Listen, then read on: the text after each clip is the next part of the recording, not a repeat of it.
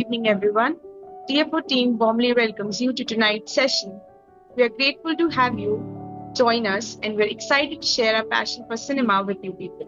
TFO was founded in June 2020 by Dr. Geeta Viswanath and Professor Nikhila during the lockdown, and it's grown into a vibrant community of film enthusiasts and scholars. Every Saturday at 9 p.m. on Zoom, we come together to discuss films from around the world. The format is pretty simple. A member chooses a film, we watch it individually at our own time and pace, and then share our insights on it. We've been honored to host notable filmmakers like Aparna Sen, Amol Palekar, Adur Gopalakrishnan, and many more. Our cinematic journey includes themed festivals on East European, Iranian, and women's cinema. We celebrate our anniversary in June with the smartphone short film contest for students and university lectures. Recently, we organized our first online event, an international seminar on Indian cinema in the digital era, in collaboration with FCT Baroda. Tonight, we will discuss the film All India Radio as the second film of our ongoing event of Kalyan Karnataka, a festival of films based on Amaresh Dhoni's short stories. Amaresh is a renowned Kannada writer, professor, and literary critic born in 1960 in Raichur district of Karnataka. He is known for his thought-provoking short stories that often explore the lives of rural communities and the struggles of the marginalized, influenced, and the social realities of his native region. Some of his notable works include his short story Daivage Modalu Shana Vepu, which contains the short story on which All India Radio is based. Amaresh's contributions extend beyond creative writing. He has served as associate professor at the Department of Kannada Literature Studies, Kannada University. He has also guided several PhD students in their research. We have the director of the film, Rangaswami, with us, who is a theatre director with a significant body of work. He has directed documentaries for many public and private companies. His contributions extend to literature as well, with published poetry collections. Rangaswamy has also been involved as the selection committee member of Bangalore International Film Festival 2025 and as a member of the State Film Award Selection Committee. Chaired by S.K. Bhagwan 2009-10. He directed feature films named The Missing Bell in 2016 and All India Radio in 2023. Additionally, he has directed plays for troops and has associations with cinema. He has received several awards for his film All India Radio, which includes third place at the Bangalore International Film Festival 2024, an award at the Nepal Wings International Film Festival, Best Indian Film at the Indo-French International Film Festival, Best Feature Film at 5th Indic Film Utsav 2024. On behalf of Talking Films Online, we heartily welcome all of you and thank you for taking time out of your busy schedules.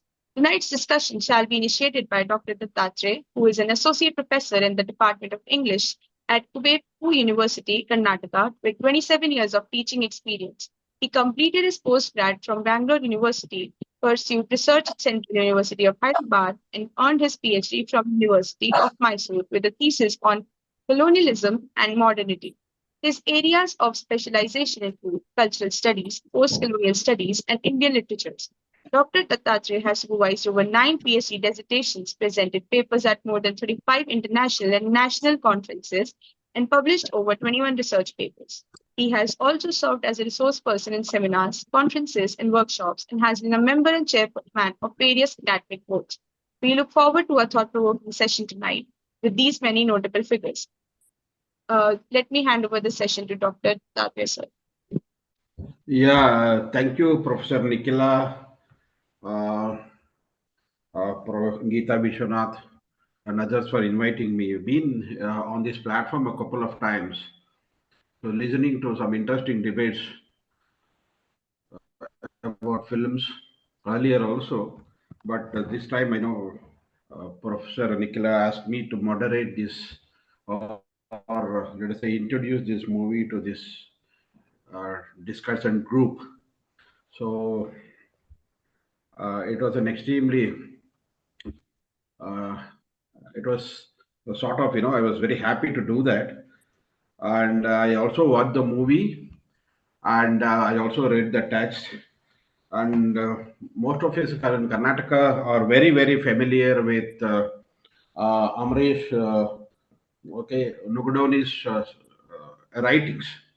He's been a very successful writer, extremely sensitive writer, rooted in the cultural milieu of Kalyan, Karnataka, and he has received many awards. And I believe one of those movies, Kanasemba Kudirayeri, in fact, has received is one of the most successful movies and received national award too. So this is his second, I believe, this is the second or third of his short stories which are being made into a movie. And director Rangaswami has taken a lot of pains, and he has directed the movie very effectively. And when we, particularly in Karnataka, we have, like all other states, we too have this very, rich folk history. And more importantly, the folk-based movies are also quite popular. And we have a couple of writers who have harnessed this raw material of folk, the whole, rich folk narrative that is available, particularly Girish Karnad and Chandrasekhar Kambara, who are the Jnanapita recipients, and the folk narratives that are extremely rooted in our, native cultural, Kannada tradition has been used by these writers to uh, write their plays and etc.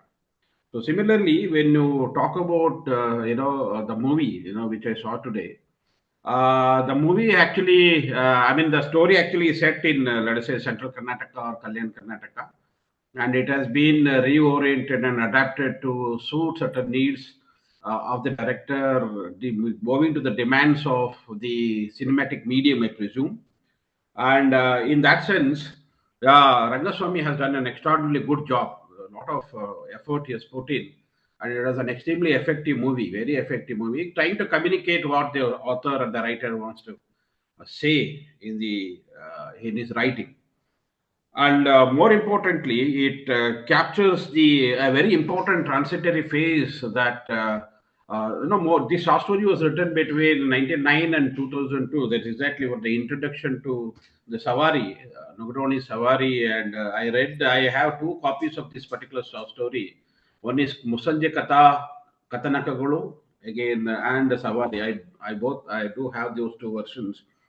And somewhere in the early 2000, this story has been penned, and it captures the a very important transitionary phase that we experienced in rural Karnataka. And more importantly, Karnataka as such has a very distinctive tradition called Vachana tradition, dating back to 12th century. And we have Basava, Allama, and all those very important Sharanas with their writings and reformist zeal, who have contributed very richly to the cultural ethos of Karnataka.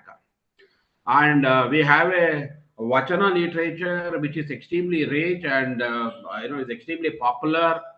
And today, this Vachana tradition, in some sense, which is a sort of an egalitarian tradition, sort of a rational tradition, even in pre-modern times, has been an extremely inclusive tradition, which is responsible for a lot of dynamics, particularly mobilization of, let us say, the excluded communities within Karnataka in the modern arena. I mean, the legacy is quite long, 700 to 800 years, but nevertheless, the modern denomination, particularly in 20th and 19th century, the Vachana legacy and the culture it propounded, the messages, the message or the ethos that Basavana's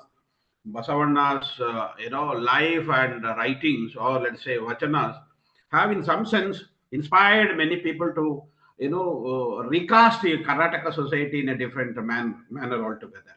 So that's the reason why, comparing to a lot of other South Indian states or even any other states in India, Karnataka never had a lot of tensions. Let us say, for example, Andhra, Telangana had a lot of issues related to land distribution, related to exclusivity. The people, the types of problems that people face in Maharashtra and Telangana and Andhra were probably very, in some sense, very low. Substantially very low in nature in this state. That's because of the dynamics, social dynamics that we had for almost 700, 800 years, whereas there was a huge, inclusive movement involving the masses, the subaltern masses in terms of caste, class, and 20th century. And this particular movement was responsible for establishing various matas and disseminating education opportunities, reforms. That way it has been an extremely modern state because of the. That's the reason why I personally believe the Naxal movement did not take very strong roots in Karnataka because of this legacy that we had. Of course, we also had people like Devraj Arsu who did some extraordinarily good things in Karnataka. It is the state being an extremely responsible mechanism apparatus which addressed the dominant issues or dominant problems of the people even before people could take to arms or forcefully demand their share. Such a process never happened. That's one thing. Another two thing is, this is something which I've been curiously observing. So we never had a huge proselytizing tendency in Karnataka like the way we had in other states. Christianity, yes, we do have Christianity in Karnataka, but it's not an expansive movement. So even the conversions that have happened were have been extremely recent origin because of this legacy that we had in this Karnataka.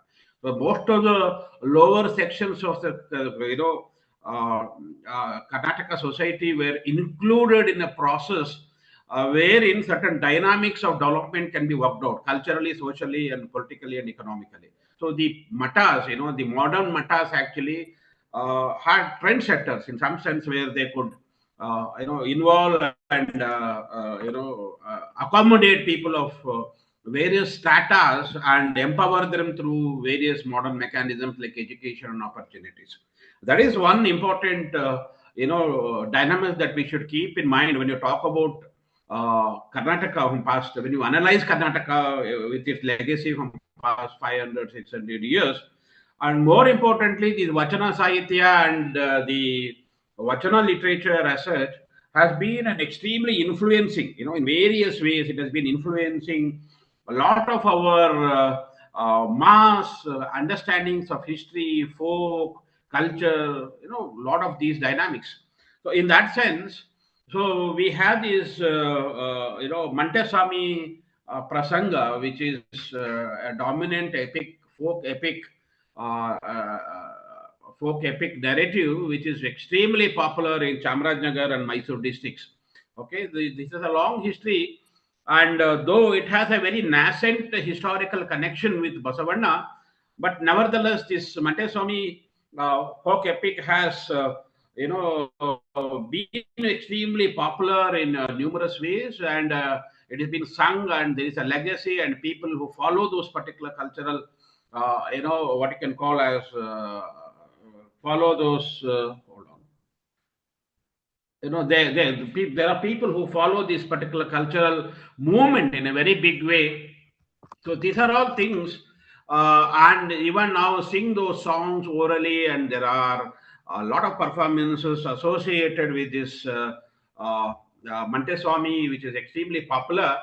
Though that Montesami Prasanga or Montesami epic is not in the original story, I think the director has taken liberty to use that in his cinema because the movie also talks about what you call as the Satappa folk, right? Folk, and connects him to Basava. Satappa also means Basava the in the story, and here Montesami is also supposed to have met Basava in Kalyana. So this is the background to which we the story and the movie are in some sense devised. So if you look at this, Montesami, this thing, if you look at the movie now, I think they have made some differentiation between the story and the movie. When we discuss the movie is an extremely interesting. It has an extremely interesting thing. If you look at modern Navya and all these movements, all important modern Kannada literature as such, modern Kannada literature has been engaging with the dynamics of tradition and modernity in very big way. So when we had this colonial modernity and the cascading effect of modernity has been a raw material for many writers, starting from Kuvempu, Karanta to Anantmurti to recent day writers. The dynamics involving this particular colonial modernity and how this modernity has shaped our perceptions of our own self, our own culture, and more importantly, the political economy of modernity as such, and the way it has recast our understanding of our own religious and what you can call as mythological understandings of culture is something which is of a tremendous interest to many of us. In that sense, all India Radio, captures that very important critical phase of a Nilagara. A Nilagara is someone who sings the oral narrative of this Montesami tradition. So this Montesami tradition is extremely popular. There are Nilagaras, which is a hereditary profession where the families learn it by heart and continue to sing. And you can see that if you watch that in the movie, it's very, very clearly evident that these Nilagaras are essential for various important events in the village, because they would sing the glory of the god and talk about this song. They will narrate this song, they sing the songs of this particular Montesami and all the things that happened. Darege Doddavaru. Okay, so all those things, and that is considered to be an extremely auspicious thing for all the homes, and that is an inevitable thing for in all the occasions, for all the occasion in this part of probably in 5 or 8 taluks of Karnataka. Okay, in the old Mysore region. So this is something which is an extremely influential factor. Okay, and here what has happened here is this is a Neelagan. There are a lot of many communities. There are a lot of folk and what you can call as these lot of these traditional communities who are involved in singing, performance, oral historians. There are a lot of these communities which had a long run in Karnataka and obviously, of course, across India too. And obviously, due to the challenges of modernity, had to renegotiate their own profession in a different way altogether. So this is the dynamics involved in the movie here. So you have this Madappa, who is a traditional Nilagara, and suddenly when you have this Madappa, who is being rooted in a particular village and doing the things that he's supposed to do in the village, and he does what is to be done. So in that particular context, you have this whole dynamics, the traditional folk oral to modern urban industrial, you have this dynamics which influences life in a very big way. So you have someone from the town who comes and invites him. There is an young scholar who exposes him to a new arena of experience wherein his songs are recorded and his books are scripted and published. And obviously because of this codification that happens, the marketing that happens in terms of the cassette and the thing and the benefits that he reaps because of that, it gives him some sort of a space or some sort of an opening to a different world which he had not experienced. So someone who belongs to an exclusive, domain of a rural, agrarian society with all these hereditary practices, all these what you can call as hierarchical practices, suddenly find something which is empowering initially, very, very empowering initially. So he has he in fact he finds some dynamics involved. There is some sort of a mobility involved in his life. So suddenly you have this Madappa being say taken to city, exposed to a lot of new things, and he also makes some money in the process. And he finds that the world is a bigger place than the island that he lives in. So that gives him some sort of an empowerment, so which transforms in numerous ways. So that repercussion of this particular modernity as such on him and the family, his family, is something which is very interestingly, very interestingly sort of narrated in the movie as such.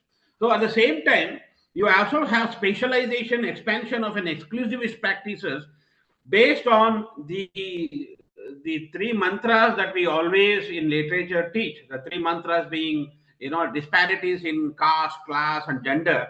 Okay, and here these disparities, transcend urban rural divide, tradition modern divide, and that is they are something which expand to even the liberative process.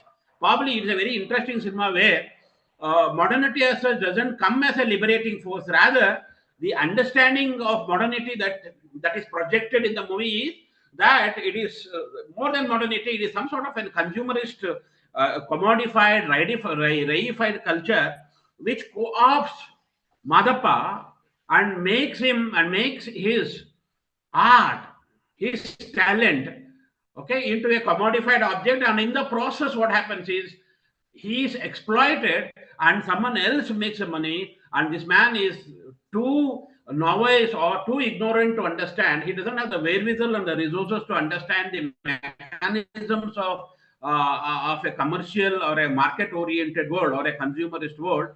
And obviously what happens is, and he is someone who is later discovers, and of course the confidence that he has gained because of this mobility is suddenly collapses.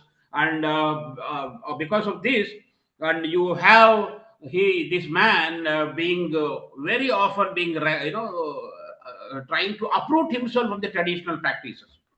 He is rooted in a particular traditional practice, and he tries to uproot it because he has tasted something which is, he is exposed to something, a different variety of culture is extremely different. So that sort of an experience in him makes him to rethink about his interpersonal relationship in the village as well as in his own ecosystem. So that is something which is which backfires on him, because the hierarchical society will see this man as being very sort of being ambitious, at the same time trying to what you call as move away from these traditional occupations, subverting the traditional hierarchies and traditional rural agrarian practices. So this sort of an endeavor is seen as a threat by the jaded rural community, which basks in its own fixated notions. So this is something which happens dominantly, and the saddest part of the whole tale is that this whole the life of this man, though could have been could have been ascended into something else. He could have been an extremely successful man, relocating himself in a modern space. But that whole thing is something which collapses because of his own making, and the structural support he expects from the society as such doesn't come in there at all. So that besides the reason why. So there are, since there is not many supporting mechanisms for him to in any way operate or mobilize himself and his family in a liberative fashion. That whole process, because of the ecosystem, because of the hegemonic influences of what you can call as the hegemonic practices. You have the dominant and the hegemonic practices which are extremely overwhelming. A society which has not transcended the residual effects of this particular society, in any sense, probably doesn't alter, the type of modernity and the type of possibilities or the economic liberation it offers to him are extremely instrumental, extremely consumerated, and obviously rooted in, let us say, a traditional way of looking at interpersonal relationships, including probably exploiting him to, you have a rural agrarian exploitative system, and he moves to an urban industrial sort of an industrial exploitative system. So wherein the possibility of liberation is completely stunted and limited. So this is the way. I mean, this is very common to most of these traditional artists across India. Neither do they have the wherewithal to negotiate the new space, nor do they have the capacity to leave. I mean, no, I mean the older or the what you can traditional occupations are in no way are supporting this. Supporting these traditional what you can folk artists or performers. So in the sense, there is a huge crisis. So we are transforming into a particular phase. A lot of these folk artists, or for that matter, the traditional artists are completely gone because there is no support mechanism for them. So only few varieties of performance are becoming extremely popular because of the support that they get from funding or from media houses or from, let us say, the elite sections, or else these traditional singers as such, though they have been popular in certain rural sections of Karnataka, but not many of them not many of them extremely successful in carrying out these things. So there is a huge crisis, a crisis where a new order is coming and the traditional skills are not compatible with the new order. And the new order is equally exploitative in case if you are not conscious or not aware of the exploitative structure of the new order offers also. So that is something where the double victimizations, the intersectional double victimization of multiple characters happen here. The women get exploited, men get exploited, and in the process, the life of Madappa and his family, it doesn't show any progress at all. I mean, it's a very pessimistic sort of an end, in the sense where you don't have any hope. There is not much of a hope. Even his daughter, who has been exploited by someone who comes in the guise of learning, that is something which is a shocker to the family. And the son who wants to, his son, we had this dynamic earlier also in Kannada. We had one more movie which had something very similar, which was acted by Rajkumar himself, Sanadi Appana. Okay, Sanadi Appana had a different story altogether, but something which is very different story altogether. Again, he talked about the tension between the old and the new. You see, a traditional hereditary occupation and someone who wants to move into a modern space. So that particular tension is something which was also brought in there. I mean, I generally, when I was watching that movie, that was a commercial movie, a blockbuster movie, and it also, when the tensions are imminent, these tensions are extremely common. Okay, the tensions of a community which has to negotiate a new era, a new space. So that is something which is there. And more importantly, and what the director has done is he has translocated. Nadugoni is Amrit Nadugoni is a writer from Kalyan, Karnataka. So basically, what you call as earlier it was called as Hyderabad, Karnataka region, Raichur, Gulbarga region. And again, the story there, in that you have the pastoral god Patappa, who is again associated with Basavanna. You have that Basavanna, Patappa, meeting Basavanna. So again, Manteswami, similarly, again, he is from South Karnataka, who is considered to be nascently, in North. Manteswami is not a very popular guy. So he is generally seen as Alamar or something like that. And when he becomes Manteswami, because he is supposed to have disturbed a woman who was milking a cow, and she is supposed to have cursed in old Mysore, Kannada. Manthodogu. Manthogu means you burn, you die. So that's the reason he takes that as a title. He said, no one has given me this stage, so I'll become Manteswami. So that's exactly. So ultimately, this Manteswami is a very popular pre-modern sort of a narrative, which has been folk epic, which has been very effectively used by the filmmaker to make it more relevant to the context. So it will probably have an all Karnataka context. And, if you see this film narrative as such, you have multiple folk reflecting a very sense of history, with multiple interpolations and additions over a period of time. Most of these folk tales and folk narratives exhibit these tendencies, actually speaking. Okay, so you can't compare them or see them as part of the linear historical process. There are problems associated with that. So whether Manteswami actually met Basavanna is a debatable issue. And more importantly, a lot of people say, there are a lot of scholars who say that this Manteswami incident might have happened in 14th century, but Basavanna lived in 12th century. But the connection that they make extremely, there are a lot of scholarship associated with this Manteswami folk epic. A lot of scholars who are well researched and more scholarly than me to talk about this Manteswami epic. and probably they would have better ideas than me. And I think there are a couple of my friends who are also here who have worked on Montessori who would be able to enlighten us on this issue. So more importantly, you have the dynamics between specialization of exploitative process, expansion of what you can call as exploitative process, and the escape or the liberation is not possible in both the realms of human experience, agrarian and the industrial, the rural and the urban. So this is exactly how I would look at the whole tale as such. So, and coming to the past, using that particular musical tradition, it's been brilliantly done, actually speaking.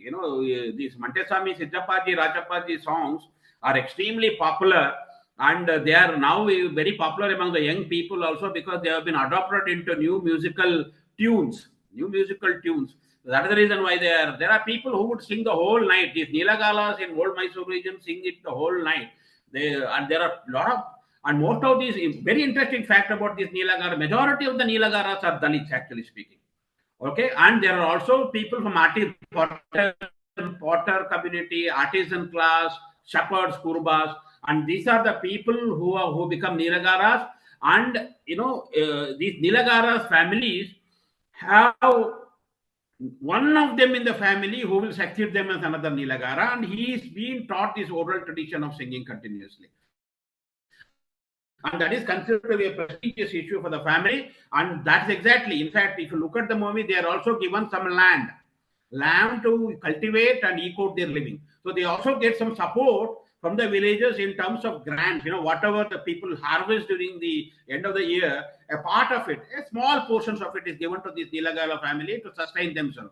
So they are sort of mendicants who go from home to home, village to village, singing this glorious song, and they collect this money. And that tradition probably might be vanishing very fast, but that tradition was quite a rich tradition once upon a time. In fact, I had seen it, these Nilagaras coming to most of the villages in Mysore, Coorg, Hassan border, and singing and collecting. We don't see them at all anymore, except for a few talukas where there is one Kapadi, and Boppe Gaudanapura, and you have some important places.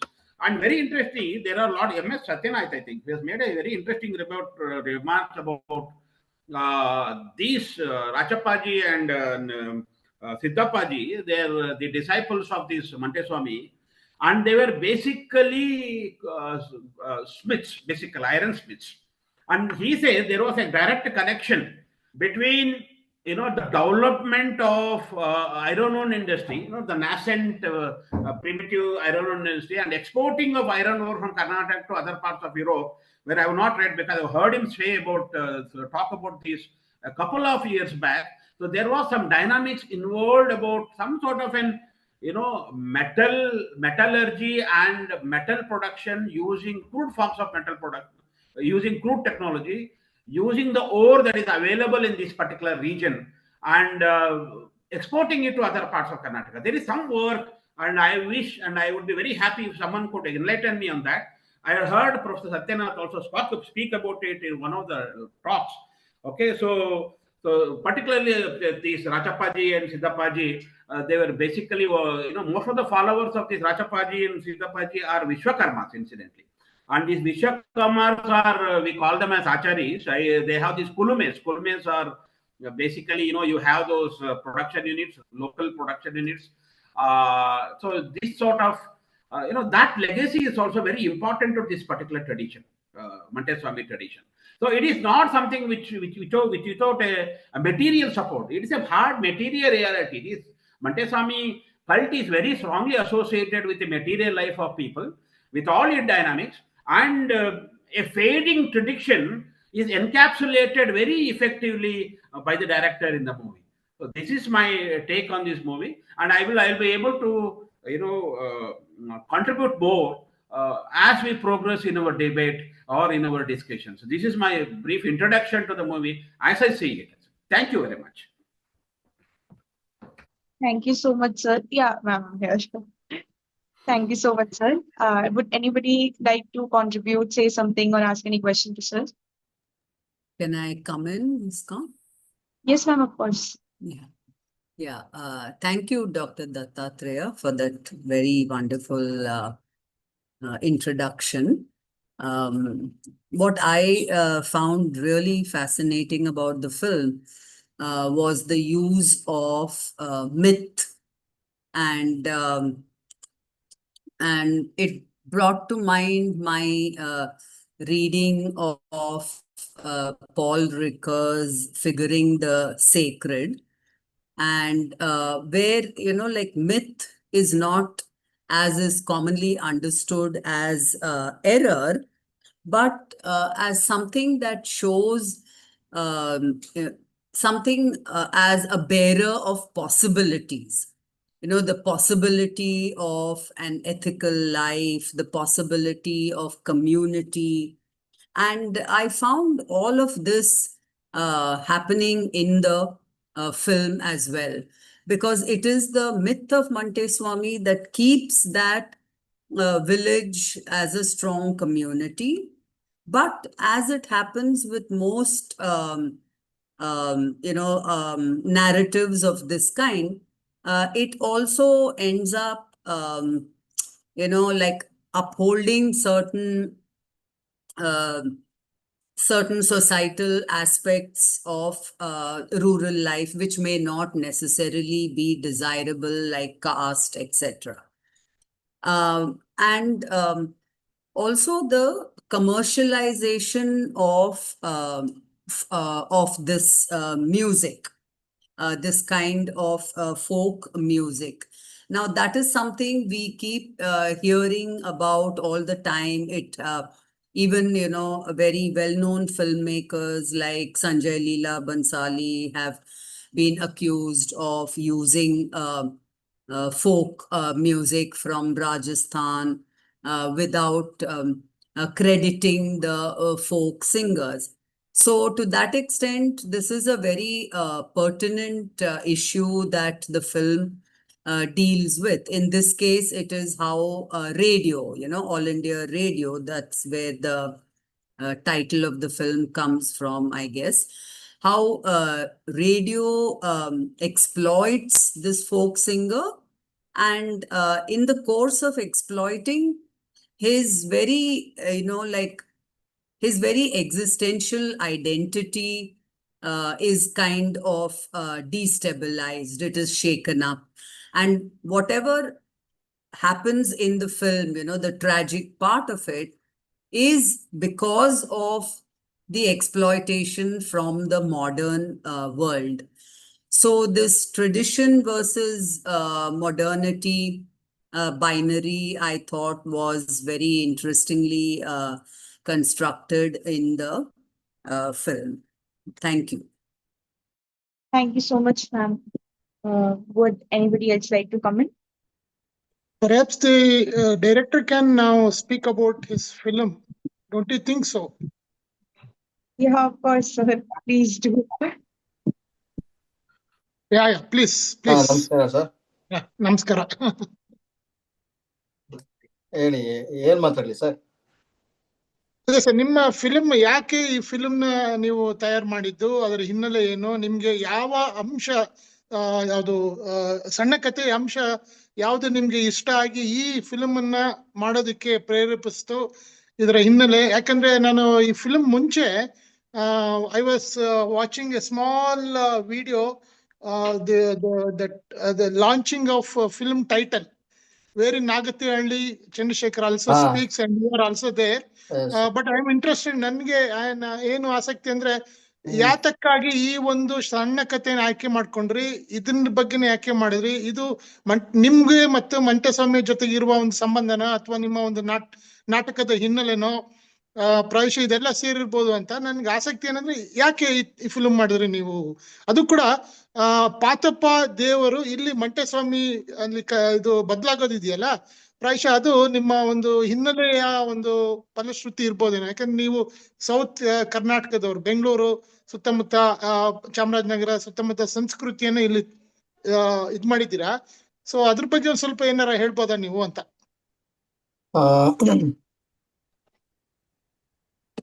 ಸಣ್ಣ ಕತೆ, ನಾನು ಇದನ್ನ ನಾಟಕ ಮಾಡಿದ್ದೆ sir. ಸುಮಾರು 15 ವರ್ಷಗಳ ಹಿಂದೆ ನಾನು ಹಲೋ ಸರ್ ಮಾತಾಡಿ ಸರ್. ನಾನು ನಾಟಕ ಮಾಡಿದ್ದೆ ಇದೇ ಕಥೆಯನ್ನ. ನಾನು ರಂಗಭೂಮಿ ಹಿನ್ನೆಲೆ ಇರೋದ್ರಿಂದ ನಾನು ಈ ಕತೆ ಓದಿದಾಗ ಮೂಲ ಜಾನಪದಕ್ಕೆ ಇವಾಗ ಹೇಗೆ ಮೂಲ ಜಾನಪದ ನಶಿಸಿ ಹೋಗ್ತಾ ಇದೆ, ಜಾನಪದದ ಹೆಸರಲ್ಲಿ ಹೇಗೆ ಶೋಷಣೆಗಳು ನಡೀತಾ ಇದೆ ಅನ್ನೋದು ನನ್ನ ಗಮನದಲ್ಲಿ ಇತ್ತು. ಹಾಗಾಗಿ ಅದ್ರ ಬಗ್ಗೆ ಏನಾದ್ರು ಹೇಳಬೇಕು ಅಂತ ನಾನು ಈ ಕಥೆನ ಆಯ್ಕೆ ಮಾಡಿಕೊಂಡೆ.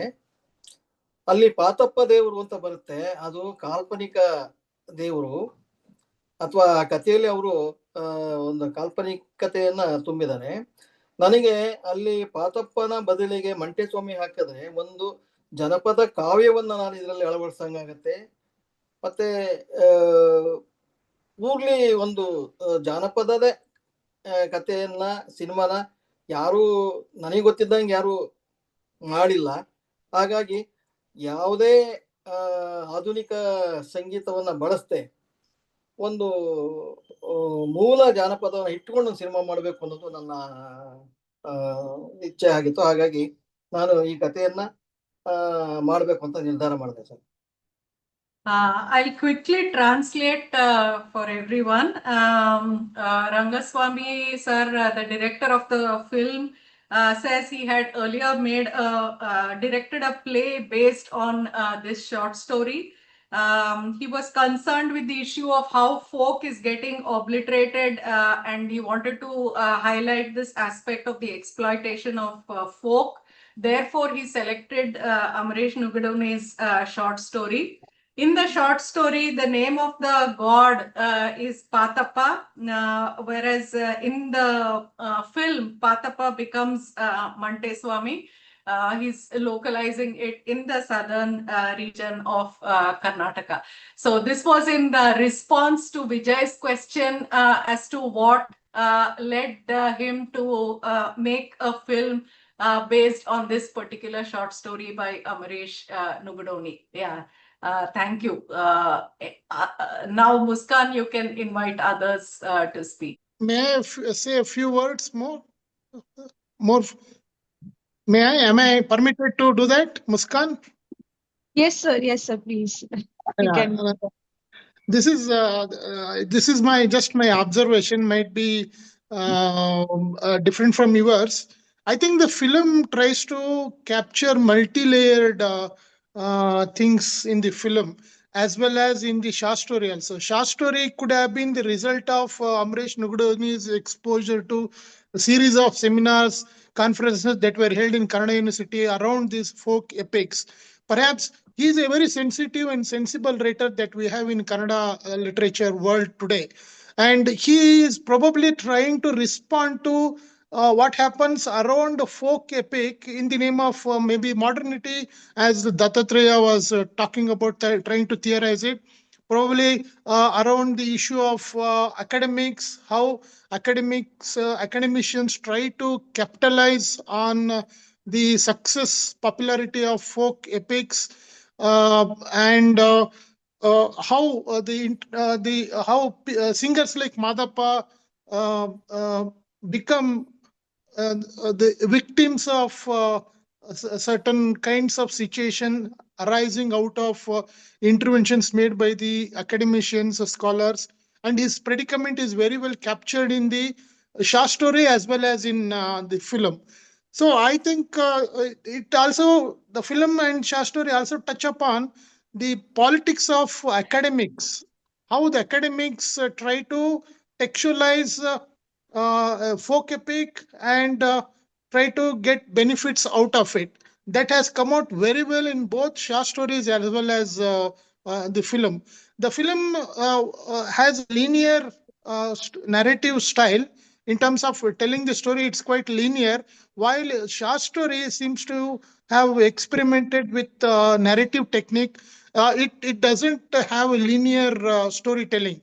It goes back and forth, and that kind of narrative style is adapted by Amresh Nugadani. But the director has taken a risk to make a film based on this short story, and I think this film is slightly better than what we watched last week, Neeru Tandavaru. And the song sung by Madhappa in the film, in fact, sung by one of the famous singers in Karnataka, Pichale Srinivas. They are really praiseworthy, and they are so melodious sometimes. I feel like listening to it again and again. And what is important to notice here, the songs, folk songs adapted for the movie, as well as the lines that appear in the short story, have some connection with the 12th century Sharana tradition as outlined by Dattatreya. But what is interesting, what we should notice is that these epic songs sung in the film are also having some dissident voices. Dissident voices, what I mean to say that the contents of the folk songs used in the film have some dissident voices expressed against the so-called egalitarian claims of the 12th century tradition. While we usually consider 12th century Sharanite tradition as egalitarian, and the Sharana tradition fought for equality of all like gender, class, caste.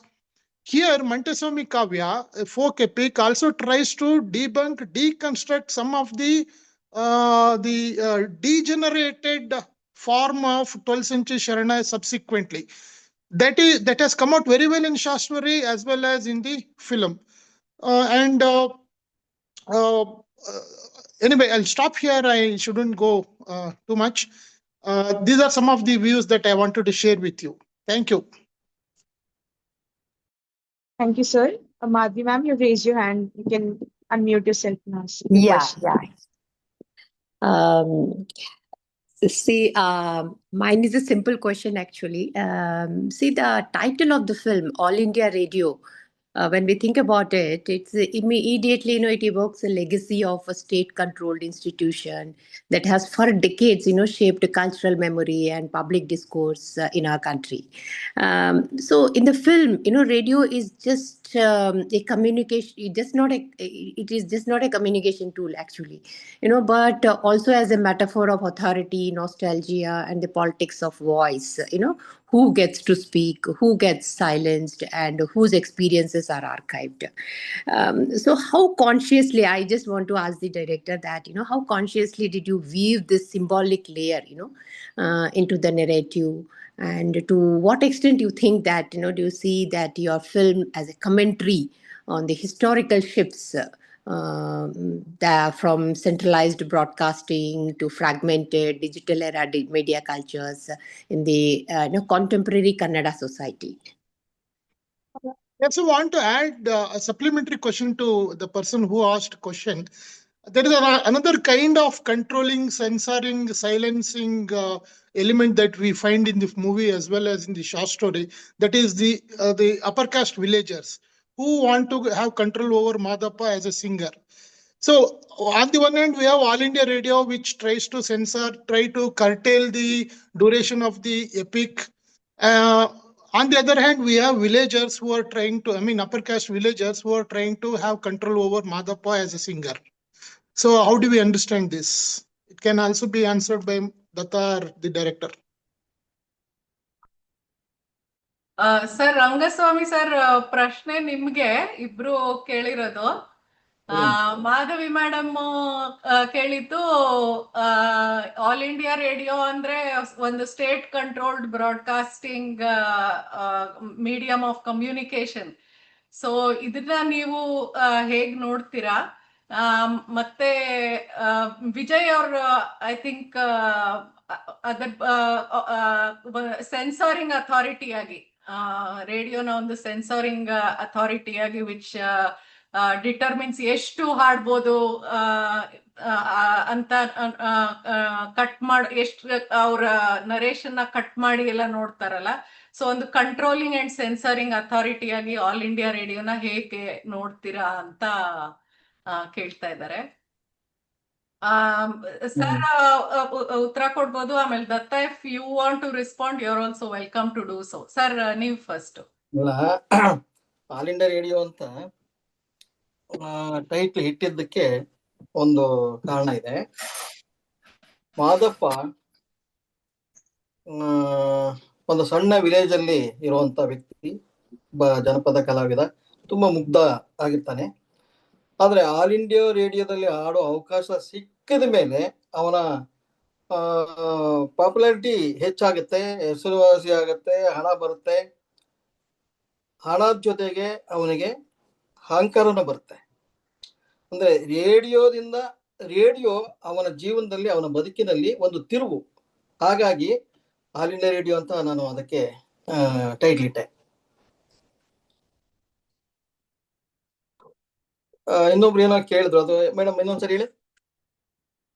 Control ಮತ್ತೆ censorship ಯಾವ ರೀತಿ ಕೆಲಸ ಮಾಡುತ್ತೆ ಅಂತ radio. ಕಲೆನ ಇರ್ಬೋದು, ಕಲಾವಿದನ್ನ ಇರ್ಬೋದು. ಅಲ್ಲಲ್ಲ, ಅದು ರೇಡಿಯೋ ಇಂದ ಏನು ಕಲಾವಿದರಿಗಾಗ್ಲಿ ಕಲೆಗಾಗ್ಲಿ ಅಪಚಾರ ಇಲ್ಲ, ಮತ್ತೆ ಇನ್ನೊಂದೇನಿಲ್ಲ. ನಾನು ಅದನ್ನು ಸಿನಿಮಾದಲ್ಲಿ ಹೇಳ್ತಾ ಇಲ್ಲ. ಸಿನಿಮಾದಲ್ಲಿ ರೇಡಿಯೋ ಅವನ ಬದುಕಿಗೆ ಒಂದು ತಿರುವನ್ನ ಕೊಡ್ತದೆ. ಅವನ ಬದುಕಿಗೆ ಒಂದು ತಿರುವು ಕೊಟ್ಟು ಮತ್ತೆ ಅವನ ದುರಂತಕ್ಕೆ ಕಾರಣ ಆಗುತ್ತೆ ಅನ್ನೋದನ್ನ ಹೆಚ್ಚು ಒತ್ತು ಕೊಡದೇನೆ ನಾನು ಅದನ್ನು ಹೇಳಿದ್ದೀನಿ. ಹಾಗಾಗಿ ಅದ್ರ ಬಗ್ಗೆ ಅಷ್ಟೇ madam ನನಗನ್ಸಿದ್ದು. So Rangaswami sir says that the radio simply signifies a turning point in the life of the main character in the film. It shows how he becomes arrogant. So he has used it as an important maybe narrative tool to map the narrative shift. Other than that, he has not gone into the larger question of how the radio as a medium performs. Datta has raised his hand, so I'll stop here.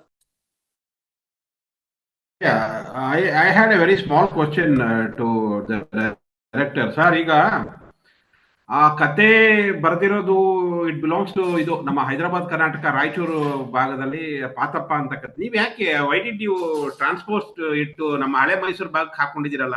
ಏನಾದ್ರು anything interesting, ಏನಾದ್ರು ವಿಶೇಷ special ಏನಾದ್ರು reason ಇತ್ತಾ? ಅದು ನೋಡಿ, ಅದು ಕಥನಕದಲ್ಲಿ ಭಾಷೆನೂ ಸ್ವಲ್ಪ ಬದಲಾಗಿದೆ ಮತ್ತು ಮಂಟೆಸ್ವಾಮಿ ತಂದ್ಬಿಟ್ರಿ. ಅದು ಶರಣ ಸಂಸ್ಕೃತಿಯ ಹಿನ್ನೆಲೆಯಲ್ಲಿ ಇವೆರಡು ಐತಿಹ್ಯಗಳೇ ಇರೋದು. ಬಟ್ ವಾಟ್ ಈಸ್ ಇಂಪಾರ್ಟೆಂಟ್, ಅದನ್ನ ಯಾಕೆ ಅಲ್ಲಿಂದ ಇಲ್ಲಿಗೆ ಅಲ್ಲೇ ಸೆಂಟ್ರಲ್ ಕರ್ನಾಟಕ ಅಥವಾ ಕಲ್ಯಾಣ ಕರ್ನಾಟಕದ ಸೊಗಡನ್ನ ಇಟ್ಕೋಬಹುದಾಗಿತ್ತಲ್ಲ? Datta, can you also just quickly translate your question in English? Yeah, I was just asking him this question because the setting of the story is in central Karnataka. The language and the folk narrative that is presented in the story is entirely different from what he has done. In the sense, the setting as such, the setting has been shifted from, let us say, Kalyan Karnataka, Hyderabad Karnataka to, let us say, old Mysore region, bordering Kerala and Tamil Nadu, Kollegala, Chamarajanagar districts. So in that sense, the musical tradition has also changed, the language has changed, and in some sense, the plot is the same, the story is the same, but the cultural motives have completely transformed themselves and relocated to the required locale. That was my question. That's exactly what I asked him. What was there any specific reason to do it? That was my question. ಏನಾದ್ರು ಇಂಥ ಕಾರಣಗಳು sir? Specific ಆಗಿ ಅಂತ ಏನಿಲ್ಲ. ಪಾತಪ್ಪ ಅಂತಲೇ ನಾನು ಇಟ್ಕೊಂಡಿದ್ರೆ ಆ ಹಿನ್ನೆಲೆಯಲ್ಲಿ ಬರ್ತಿತ್ತು ಹೈದರಾಬಾದ್ ಕರ್ನಾಟಕ, ರಾಯಚೂರು, ಕೃಷ್ಣಾ ನದಿ ಅದರ ದ್ವೀಪಗಳು, ಅಲ್ಲಿ ಮಾಡೋ ಮೊದಲು ಐಡಿಯಾ ಅದೇ ಇತ್ತು ನನಗೆ. ಆಮೇಲೆ ಅಲ್ಲಿ ಲೊಕೇಶನ್ ನೋಡೋದಕ್ಕೆ ಅವೆಲ್ಲ ಸಾಧ್ಯ ಆಗ್ಲಿಲ್ಲ. ಕೃಷ್ಣಾ ನದಿ ತುಂಬಿ ಹರಿತಾ ಇತ್ತು. 2-3 ಸರಿನೂ ನಾನು ಲೊಕೇಶನ್ ನೋಡ್ಬೇಕು ಅಂದಾಗ ಅಲ್ಲಿ ಲೊಕೇಶನ್ನೇ ಆ ದ್ವೀಪಗಳನ್ನ ನಾನು ಮೀಟ್ ಮಾಡಕ್ ಆಗ್ಲಿಲ್ಲ. ಹಾಗಾಗಿ ನಾನು ಯೋಚನೆ ಮಾಡ್ತಾ ಇದ್ದೆ, ಆದ್ರೆ ಪಾತಪ್ಪ ದೇವರು ಅಲ್ಲೊಂದು ಕಥೆಯಲ್ಲಿ ಬರುವಂತ ಒಂದು ಪಾತ್ರ, ಒಂದು ಕಾಲ್ಪನಿಕ ದೇವರು. ಆದ್ರೆ ಇಲ್ಲಿ ಅದರ ಬದಲಿಗೆ ಮಂಟೇಸ್ವಾಮಿ ಹಾಕಿದ್ರೆ ಆ ಪ್ಲೇಸ್ ಅಲ್ಲಿ ಒಂದು ಜನಪದ ಮಹಾಕಾವ್ಯವನ್ನ ನಾನು ಅಳವಡಿಸ್ಕೊಂಡಂಗಾಗತ್ತೆ ಅನ್ನೋದು, ಮತ್ತೆ ಅದಕ್ಕೆ ಇನ್ನು ವೇಟ್ ಜಾಸ್ತಿ ಆಗತ್ತೆ. ನಾನು ಒಂದೊಳ್ಳೆ ಕಾವ್ಯನ ಮತ್ತೆ ಆ ನೀಲಗಾರರ ಬದುಕನ್ನ ಹೇಳ್ದಂಗಾಗತ್ತೆ ಅನ್ನೋದು ನನ್ನ ಇದಕ್ಕೆ ಬಂತು. ಹಾಗಾಗಿ ಅದು ಹಂಗೆ ಶಿಫ್ಟ್ ಆಯ್ತು. ಮತ್ತೆ ಅಲ್ಲಿ ವಾತಾವರಣ, ಭಾಷೆ ಎಲ್ಲವೂ ಆಟೋಮೆಟಿಕ್ ಆಗಿ ಅದು ಬದಲಾಯಿತು. Yeah, so sir is saying that there was no specific reason, though they tried to look for location around Krishna river while shooting the film. They were not able to get a satisfying location. Also, he wanted to foreground the problems of the Nilagara community and also introduce the Monteswami tradition, folk tradition. So which is why he relocated the film from the northern part, the Hyderabad Karnataka region, to the southern part, as Datta was pointing out. Yeah, I think there are more questions. Yeah, anybody would like? I would like Amrish sir to speak something or add something, please. Can I invite him? Sir, Amrish Tugdoni sir, ಮಾತಾಡ್ತೀರಾ?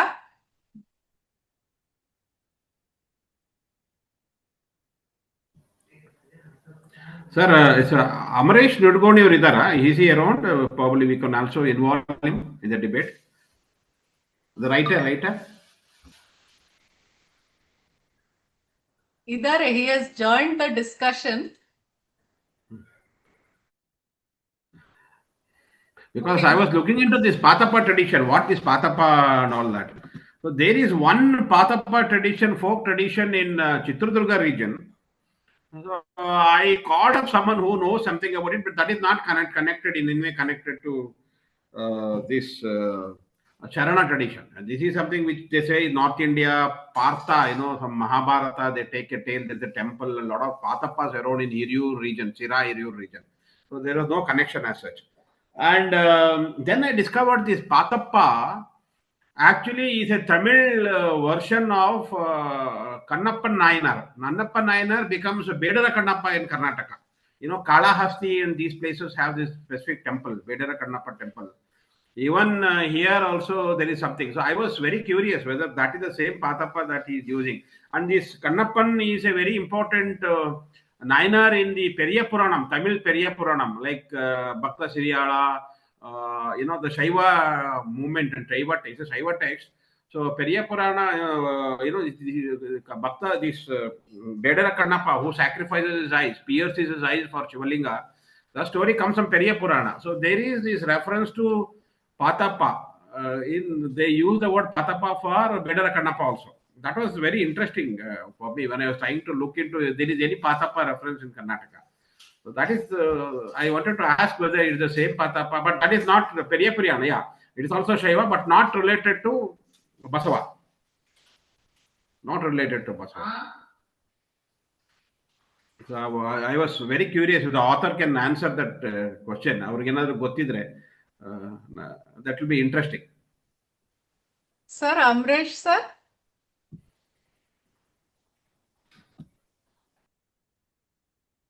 Just raised hand, but I think he left meeting, or I don't know. No, he's there. He's very much there. Okay, Muskan, you can. Okay, ma'am. I think somebody raised a hand before this. Or anybody else would like to ask something, they can go ahead. Yagna, Sridhar sir, Shivli, Sandeep sir, anybody? Yeah, can I come in? Yeah, of course, please. Yeah.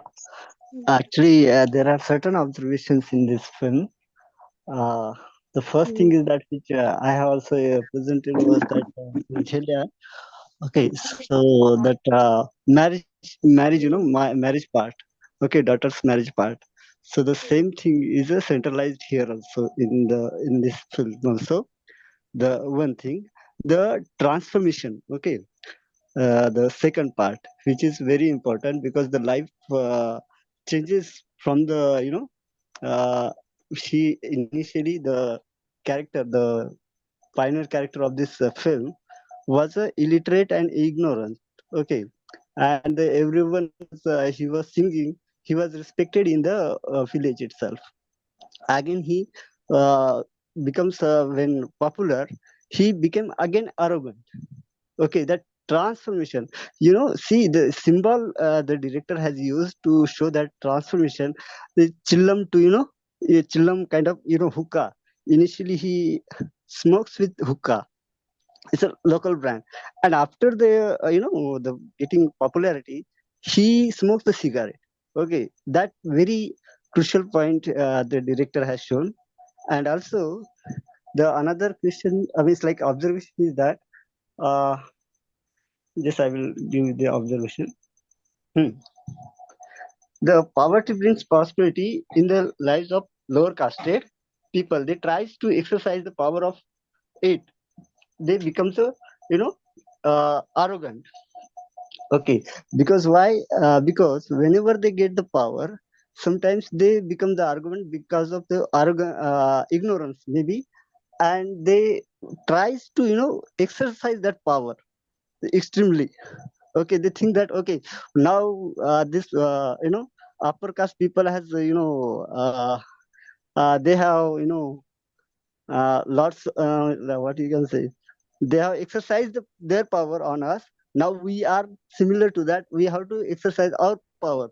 Okay, so in that sense they lost everything. That particular point has shown in this film actually very good. That was there. So again this in that sense this arrogancy, still the society retain them to the powerless position. Because again whatever the they cheated that what you can say, the radio who means like sang this song, who has given the modern form to his uh, songs, they have cheated him actually.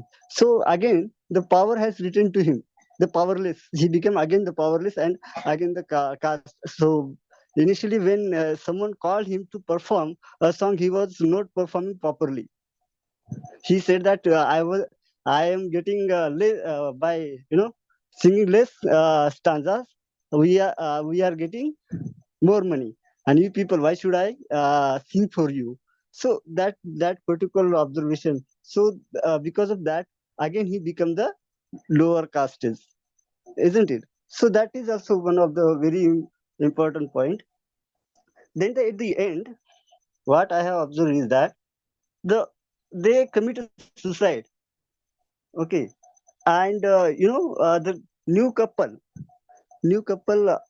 raised the actually from uh, singing the same song, actually same vachanas, isn't it? That is very important aspect, because there is a one way old tradition has gone, but the in modern form someone has taken over that position. So that is also one of the very important thing here has shown by the director actually. So these are my observation actually from this film. Thank you. Thank you so much, sir. Amrit sir, would you like to speak? Muskan, may I come in? Yes, ma'am, please. Yeah, thank you, Datta sir.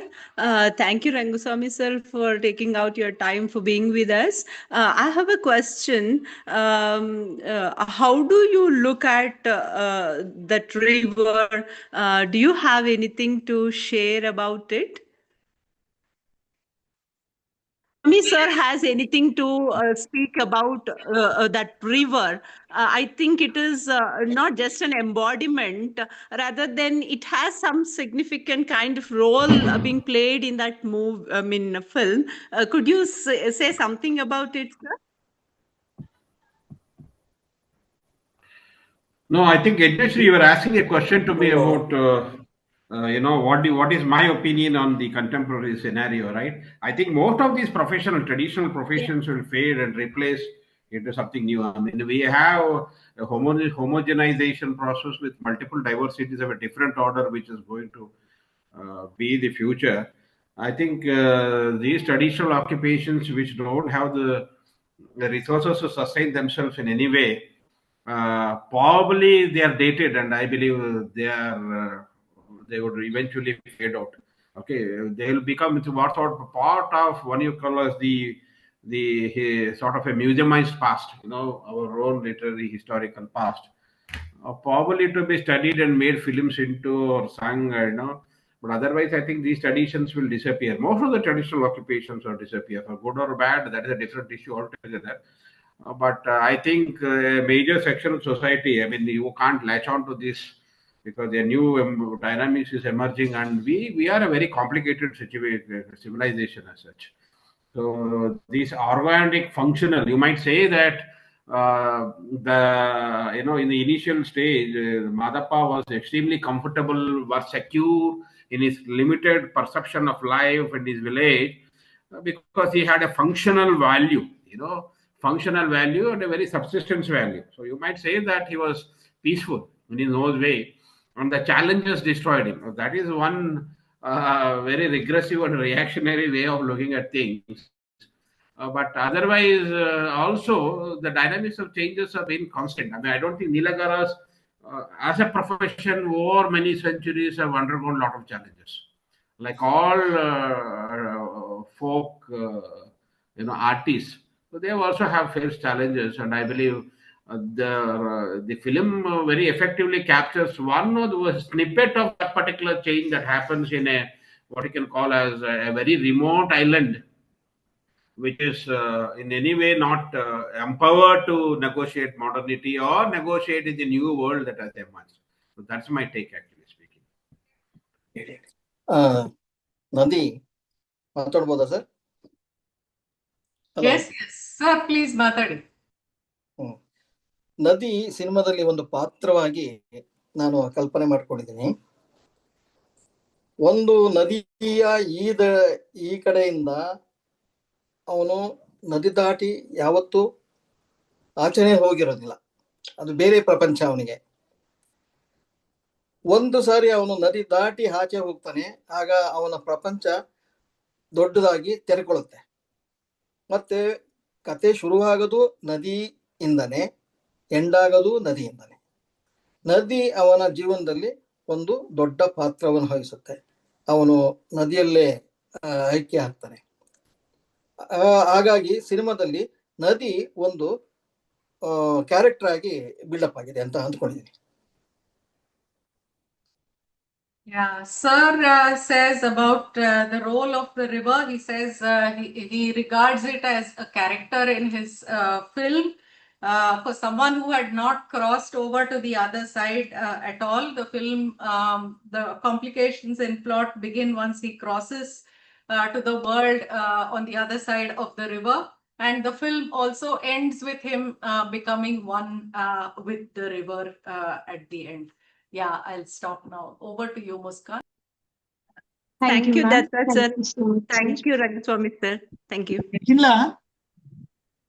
Nikhila, Sridhar. See, I just wanted to add something towards whatever Dattatreya was speaking about. It's the branding it as outdated, folk has no relevance. I don't think that is applicable because see, many folks come into the present media and they're creating the good trying attention and creating career, and they're happening in films and OTTs and even movements. Even in the recent Telangana movement in the Andhra Pradesh, the traditional whatever we call traditional world got lots of attention. So I don't think it's a question of relevance, but the movie's purpose is something else. But I am only answering to. I'm trying to just twist the answer that Dattatreya gave. The branding it is irrelevant and outdated. and the folk has to go. All those things I don't think are applicable.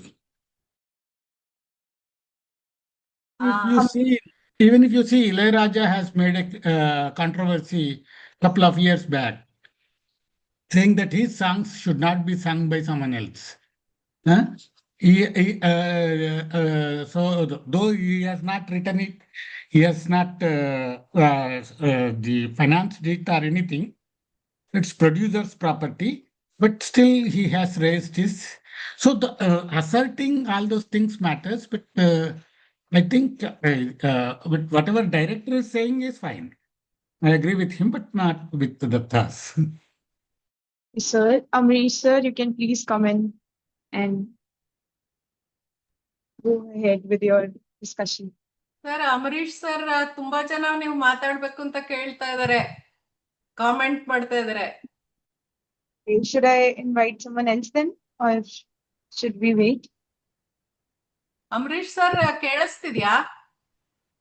Nikhil phone ಮಾಡಿ ಅವ್ರ ಜೊತೆ ಮಾತಾಡೋ, okay, help ಮಾಡೋದು ಏನ್ problem ಅಂತ. Okay, wait for him, will continue the discussion. Okay. Muskan, you can continue. Okay, ma'am. Ananya had raised her hand. Ananya, go ahead with your question.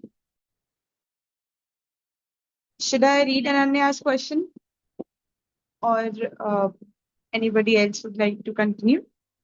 Yeah, okay. So Ananya is asking that I have cacophony at my end.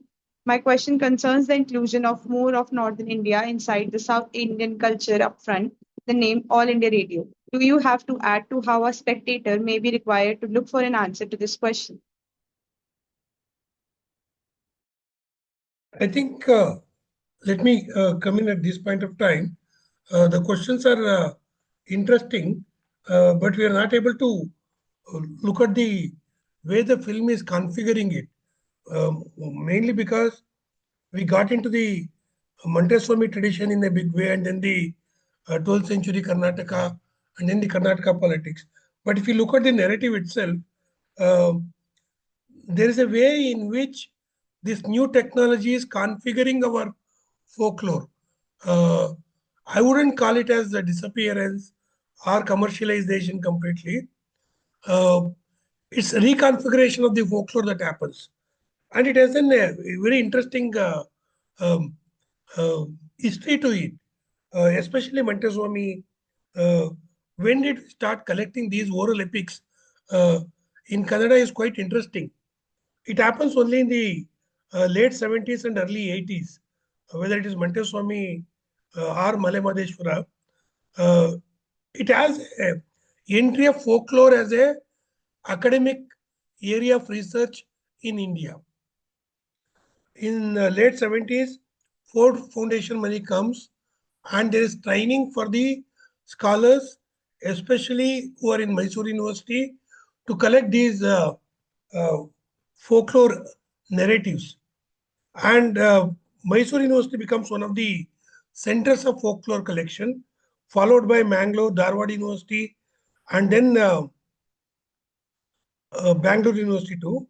And when Kannada University gets formed in early 90s,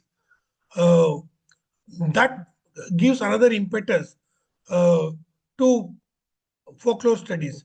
Because Kannada University, apart from having a branch within Kannada as a folklore studies, that was the case with Mysore and Dharwad. But in Kannada University, there was a separate department for folklore studies as well as tribal studies. So both these two departments started editing most of the oral epics that were available. Interestingly, Kannada has documented more oral epics than any other language, as I know, in the world. More than 20, 30 oral epics, full epic length narratives that were sung by illiterate men and women. They were the repositories of these folk narratives. They could sing it entire night, or they could expand it to 3-4 nights. And here we are looking at only one artist who could sing an entire epic called Montesquieu. But you have a woman in North Karnataka who could sing more than 10 epics, and most of them were illiterates and they had not gone to school, but they could sing the entire epic. And interestingly, they could compress it and they could expand it. As the uh, patrons did not have time much now, in North Karnataka too, these women will go and instead of singing for 3-4 nights, if you ask them to sing for only 4 hours, they could compress the entire epic into 4 hours and sing. That kind of versatility that they had. Interestingly, in this film, this happens through Air India Radio because the Air India Radio cannot continue the same epic for the entire night. It has to be compressed, or a chunk of the epic has to be culled out and made suitable for that particular uh, time slot. So, and initially, though Madhappa hesitates, he easily adapts to that. Of course, there is a uh, temptation of the money and the fame that was coming with it. But this artist himself had that kind of versatility to expand it or to contract it. That was the kind of thing that. And these folklore studies uh, came with Ford Foundation money. That was a big support to many of these folklore scholars. They had workshops, they were trained in that. So, in that sense, many of us, including Amresh, we were witness to many of our colleagues editing these folk epics. So, they would invite these folk scholars to the university. They will ask them to sing, and we record them, and then we edit them and publish books. And of course, we get promoted because we get publications to our credit. That is another thing. Whether it is a willful exploitation or the way art forms are uh, getting transformed is another issue. Today, uh, there are many plays based on Montesquieu, Madheshwara, and even other epics, including now there is a play on Chamundi epic too. In Mysore, Chamundeshwari is there, and Nanjunda. Their relationship is also a play. So we have exploited as playwrights, as academicians we have exploited, and as filmmakers we have exploited these things. Whether this exploitation uh, is a one way or a two way is an interesting question that we can look at. And what are the implications of the fame the artist gets through it? And that is well documented in this movie. The society's reaction, the village reaction, the Gouda and others, because what they thought that their privilege, when they're in crisis, when they are doing some kind of uh, offering to the god, one of the offerings is to patronize such art forms. So they have to invite these people, and these people will sing the entire night. So that was the kind of art form and the patronage uh, relationship that existed. So this art and the patron relationship gets transformed now. Now, publishing industry, academics, All India Radio, and then the films which take up this tune, these songs, and make it, they are reviving these art forms in a very different way. Who loses it, who gains it, why they do it is an interesting question. But in this movie, it happens in the life of a particular artist, and that is quite interesting and well made, I would say. Uh, I will stop here. I think I could see Amresh Nugdoni. Let the author also speak now. Thank you. Thank you, Tarakeshwar sir. Please, Amrish sir, you can go ahead now. I hope you're there. Yeah. Sir ಮಾತಾಡ್ಬೋದು sir Amaresh sir Should we go ahead with other people? Yeah, sure. So anybody else would like to come in? Join the discussion? Vijay sir, Shivli, Rekha ma'am, anybody would like to go? Fabian, are you there? Would you like to speak? Maybe Basav will want to speak. Uh, I think I just have one question with respect to to add to what Tarkeshwar sir was saying, is that the even the idea of transposing, or rather translocating this the from Kalyan Karnataka to Mysore region, what does it do to the, and invoking a different kind of folk uh, folklore, that is with Monteswami, what does it do to, in terms of meaning, to the original folklore that is in the short story, and does it really change the meaning of it, or does it add to it or diminish it, is probably a question I had. Maybe someone like, I mean, someone who's an expert on this can comment. Tarakeshwar Datta, maybe you would want to respond to Basav. For me, it doesn't diminish anything. The film actually captures the essence of the play. But if I am coming from North Karnataka or Kalyana Karnataka, then I would think that there is something missing. But in terms of the transformation of the life of an artist and a art form, uh, because of the intervention of one, the academia, which is very clearly shown there, a professor is there, research scholars are there, and then the intervention of the recording, where he could hear his own voice, and he can be dispensed with now, but it also brings in fame to him. That is also well captured with it. And because it was Monteswami, I think Amresh might watch for it. Uh, the story is fictional, though it might have drawn from Montesquieu. I know that Amresh and his entire department was involved in this Montesquieu seminar. Maybe it was actually Montesquieu, but he wanted to locate it in a North Karnataka, because there are also a lot of Tattvapadakaras there who also have some kind of relationship with the 12th century there. So in that sense, that relationship between Tattvapadakaras and 12th century Kalyana Karnataka, 12th century Vachana movement, and here also Monteswami and the 12th century Vachana movement, there's a lot of parallels in that sense. So I don't think it has taken away anything. Maybe the director, as he himself said, he was more comfortable with Monteswami, and he has done good work with that. Even some of the names of the characters, I think they have parallels to real life too. And I think he has used some of the photographs, especially honoring Madhya in various conferences, invitations. The banners looked very authentic. Maybe the photos were also sourced from the actual case of a artist from that region, I think.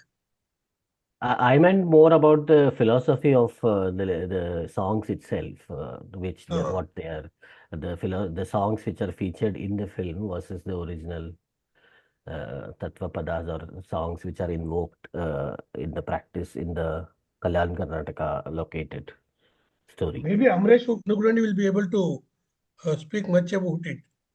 Yeah. As the author, probably he will have a very interesting take on it. That's the reason why I was insistent that he speaks. Probably there was some technical glitch. And I believe that the whole transposition, yes, the vocabulary, language, motive, everything completely changes. The story, the underlying, as I said earlier in my presentation, the underlying structure of the phenomena remains. But the cultural peripheries completely disappear and become something else. So that was my, I don't know, as an author, how would you feel? Because we had today, TFO had something like Kalyan Karnataka series, but you had this, suddenly you have a movie which actually reflects the Mysore series. So the author is from Karnataka, because not only topographically, even cultural milieu is entirely different. That was something I don't know, probably some resources or some wherewithal or terms of technical problems might have prompted the director to choose this. He was saying something very similar.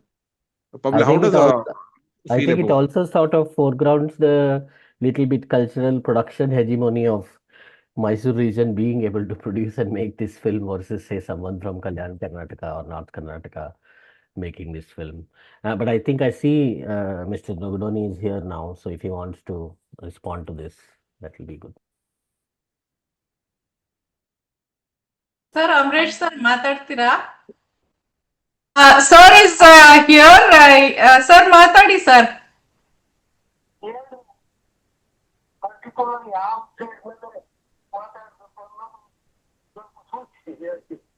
Sir ಇಲ್ಲಿ ಒಂದು ಪ್ರಶ್ನೆ ಬಂದಿರೋದು ಕಲ್ಯಾಣ ಕರ್ನಾಟಕ ಇಂದ ನಿಮ್ಮ ಕತೆ ಕಲ್ಯಾಣ ಕರ್ನಾಟಕದಲ್ಲಿ set ಆಗಿರೋದು. ಇದು ದಕ್ಷಿಣ ಕರ್ನಾಟಕದ ಪ್ರಾಂತ್ಯಕ್ಕೆ ಮೂವ್ ಆದಾಗ ಅನೇಕ ರೀತಿಯ ಬದಲಾವಣೆಗಳಾಗತ್ತೆ. ಫೋಕ್ ಎಲಿಮೆಂಟ್ಸ್ ಬದಲಾವಣೆ ಆಗಿರ್ಬೋದು, ಅನೇಕ ರೀತಿಯ ಬದಲಾವಣೆಗಳು. ಇದ್ರ ಬಗ್ಗೆ ಕೇಳ್ತಾ ಇದ್ದಾರೆ ಒಂದು ಪ್ರಶ್ನೆ.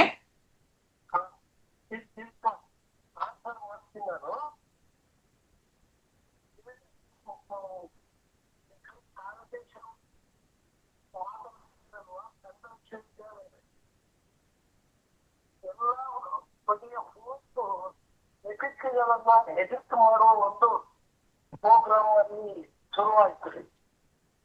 ಅವಾಗ ಪರ್ಟಿಕ್ಯುಲರ್ ಆಗಿ ನಾವು ನಮ್ಮ ಸಾಹಿತ್ಯ ವಿಭಾಗದವರು ಈ ವೆಂಕಟೇಸ್ವಾಮಿ ಕಾವ್ಯವನ್ನ ಅವರ ಬಾಯಿಯಿಂದ ಹಾಕಿ ಅದನ್ನ ರೆಕಾರ್ಡ್ ಮಾಡಿ ಅದನ್ನ ಆ ಕಾವ್ಯವನ್ನ ಪ್ರಕಟ ಮಾಡುವಂತ ಒಂದು ಯೋಜನೆಯನ್ನು ಹಾಕಿಕೊಂಡಿದ್ದೀವಿ ನಾವು.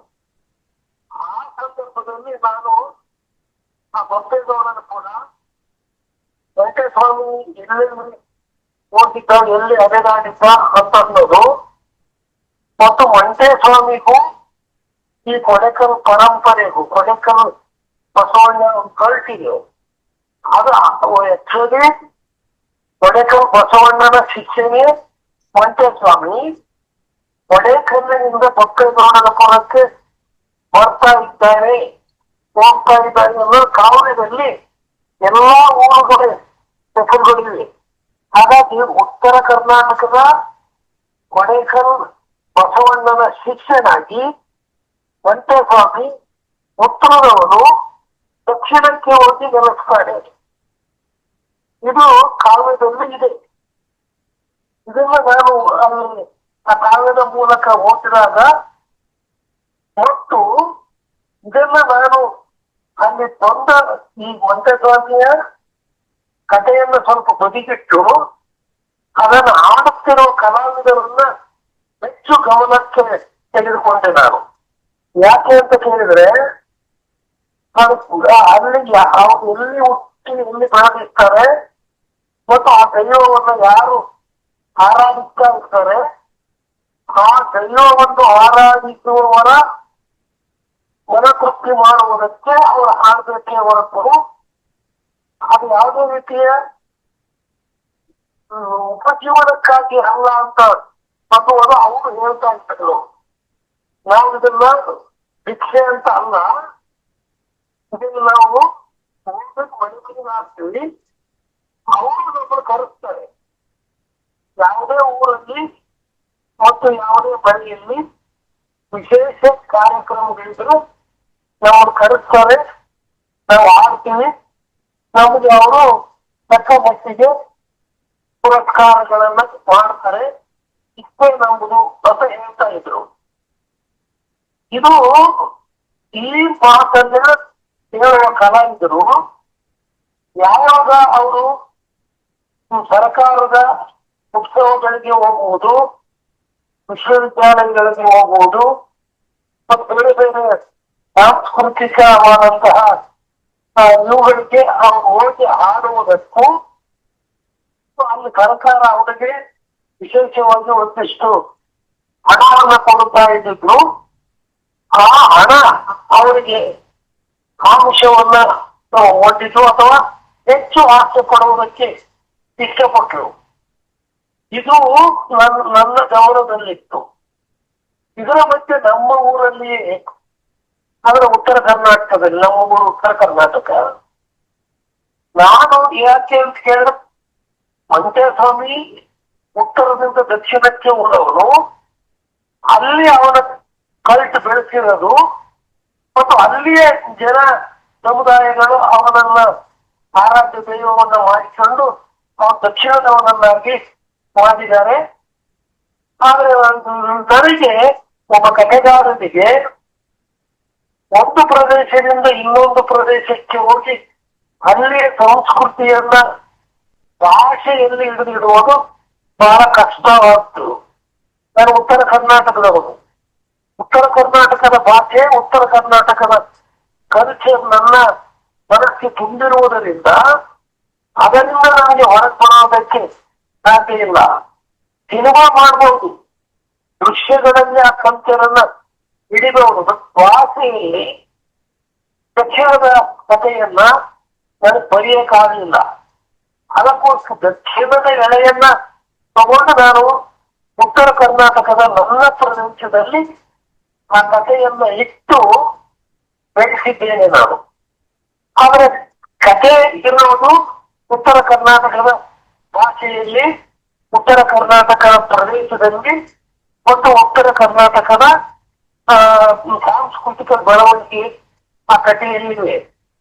ಆದ್ರೆ ಅದಕ್ಕೆ ಸಿನಿಮಾ ಮಾಡುವವರು ಇದರಲ್ವ, ಸಿನಿಮಾ ಮಾಡುವಂತೆ ಉತ್ತರ ಕರ್ನಾಟಕದ ಕಲ್ಚರ್ ಅಷ್ಟು ಗೊತ್ತಿಲ್ಲ. ಮತ್ತು ಅವ್ರು ಪ್ರಯತ್ನ ಪಟ್ಟಾದರೂ ಕೂಡ ತಾಂತ್ರಿಕವಾಗಿ ಅವ್ರಿಗೆ ತೊಂದರೆ ಆಯಿತು.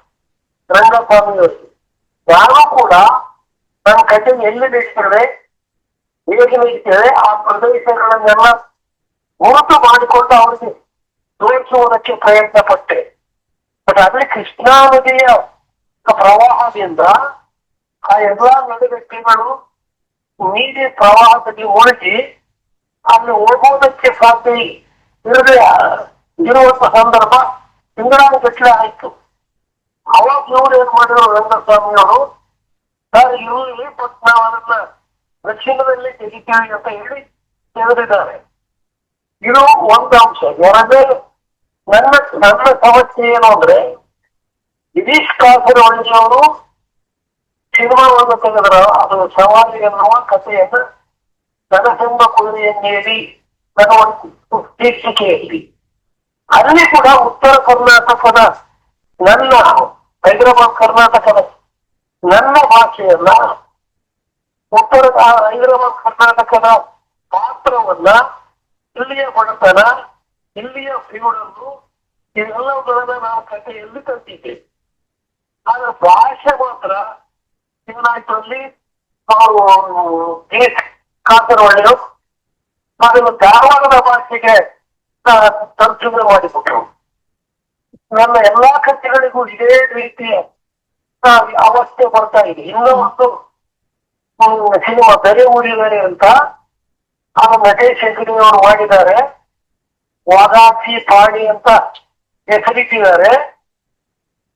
ನನಗೆ ಏನಾಯ್ತು, ಅದನ್ನು ಕೂಡ ಈ ಕರಾವಳಿ ಪ್ರದೇಶ ಅಂದ್ರೆ ಸಿರಿಸಿ ಉತ್ತರ ಕನ್ನಡದ ಭಾಷೆಯಲ್ಲಿ ಆ ಕಥೆಯನ್ನು ತೆಗೆದಿದ್ದಾರೆ. ಹೀಗಾಗಿ ನನ್ನ ಉತ್ತರ ಕರ್ನಾಟಕದವರು ಯಾರಾದ್ರು ಧೈರ್ಯಕ್ಕೂ ಇದ್ರೆ, ಇಲ್ಲಿಯ ಕಲ್ಚರು, ಇಲ್ಲಿಯ ಭಾಷೆ ಪರಿಚಯ ಇದ್ರೆ ಮಾತ್ರ ನನ್ನ ಕಥೆಗಳು ನೇರವಾಗಿ ಬದಲಾವಣೆಗಳನ್ನು ಮಾಡಿಕೊಳ್ಳಿ. ಬೇಕಾದಷ್ಟು ಅವರಿಗೆ ಅವರ ಮೀಡಿಯಾಕ್ಕೆ ಬೇಕಾದ ಮತ್ತು ಆ ಮೀಡಿಯಾದ ಮೂಲಕ ಅವರು ಧ್ವನಿಸಬಹುದಾದ ತಮ್ಮ ತಾಂತ್ರಿಕತೆಯಿಂದ ಧ್ವನಿಸಲಿ. ಆದರೆ ಭಾಷೆ ಒಂದು ತೊಡಕಾಗಿದೆ. ನನ್ನ ಹೈದರಾಬಾದ್ ಕರ್ನಾಟಕದ ಭಾಷೆಯನ್ನ, ಭಾಷಿಕ ರಚನೆಯ ಕಥೆಗಳನ್ನ ಎಲ್ಲರೂ ಬೆಂಗಳೂರು ಡೈರೆಕ್ಟರ್ಗಳು ತಗೊಳ್ತಾ ಇರೋದ್ರಿಂದ, ಮತ್ತು ಆ ಡೈರೆಕ್ಟರ್ಗಳು ಕೂಡ ಬೆಂಗಳೂರಿಗೆ ಬಂದು ವಾಸ ಮಾಡಿದ್ದಾರೆ ಹೊರತು ಅವರು ಎಲ್ಲರೂ ಉಡುಪಿನೋ ಮಂಗಳೂರು ಯಾವುದು ಮೂಲದಿಂದ ಬಂದವರು. ಹಾಗಾಗಿ ಅವರಿಗೆ ಭಾಷೆ ಅದು ಗೊತ್ತೇ ಹೊರತು ನನ್ನ ಹೈದರಾಬಾದ್ ಕರ್ನಾಟಕದ ಭಾಷೆ ಗೊತ್ತಿಲ್ಲ. ಈ ಕಾರಣದಿಂದ ಈ ಏನಾಗಿದೆ ಅಂದ್ರೆ ಪ್ರಾಂತ್ಯಗಳು ಭೇದ ಬರ್ತಾ ಇದೆ. ತಮಗೆ ಅನುಕೂಲವಾದ ಭಾಷೆ ಮತ್ತು ಪ್ರಾಂತ್ಯವನ್ನ ಅವರು ನನ್ನ ಕಥೆಯ ಮೂಲಕ ಚಿತ್ರಿಸ್ತಾ ಇದ್ದಾರೆ ಅಂತಂದು ನನಗೆ ಏನು ಮಾಡಕ್ಕಾಗಲ್ಲ. ನನ್ನ ಕಥೆ ಕೊಟ್ಟು ಹೋಗ್ತಾ ಇದ್ದೀನಿ. ಇಷ್ಟೇ ಮೇಡಮ್ ನನ್ನ ಅಬ್ಸರ್ವೇಷನ್. ಓಕೆ ಸರ್, ಇದನ್ನ ಟ್ರಾನ್ಸ್ಲೇಟ್ ಮಾಡ್ತೀವಿ. ನೀವು ಅಲ್ಲೇ ಡಿಸ್ಕಷನ್, ಝೂಮ್ ನಲ್ಲೇ ಡಿಸ್ಕಷನ್ ಫಾಲೋ ಮಾಡಿ ಸರ್. ಇನ್ನೇನಾದ್ರು ಮತ್ತೆ ಪ್ರಶ್ನೆ ಇದ್ರೆ ಮತ್ತೆ ಕಾಲ್ ಮಾಡ್ತೀನಿ ನಿಮ್ಗೆ.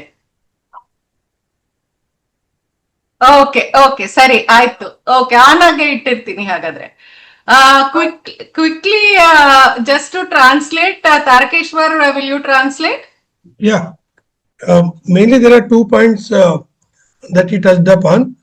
One is he wrote this story based on an artist who sings Montessori story, but because he did not know the language of that place, he could recreate the scenery and other things, but he will not be able to replace that language. So he relocated the story in the context of Kalyana Karnataka.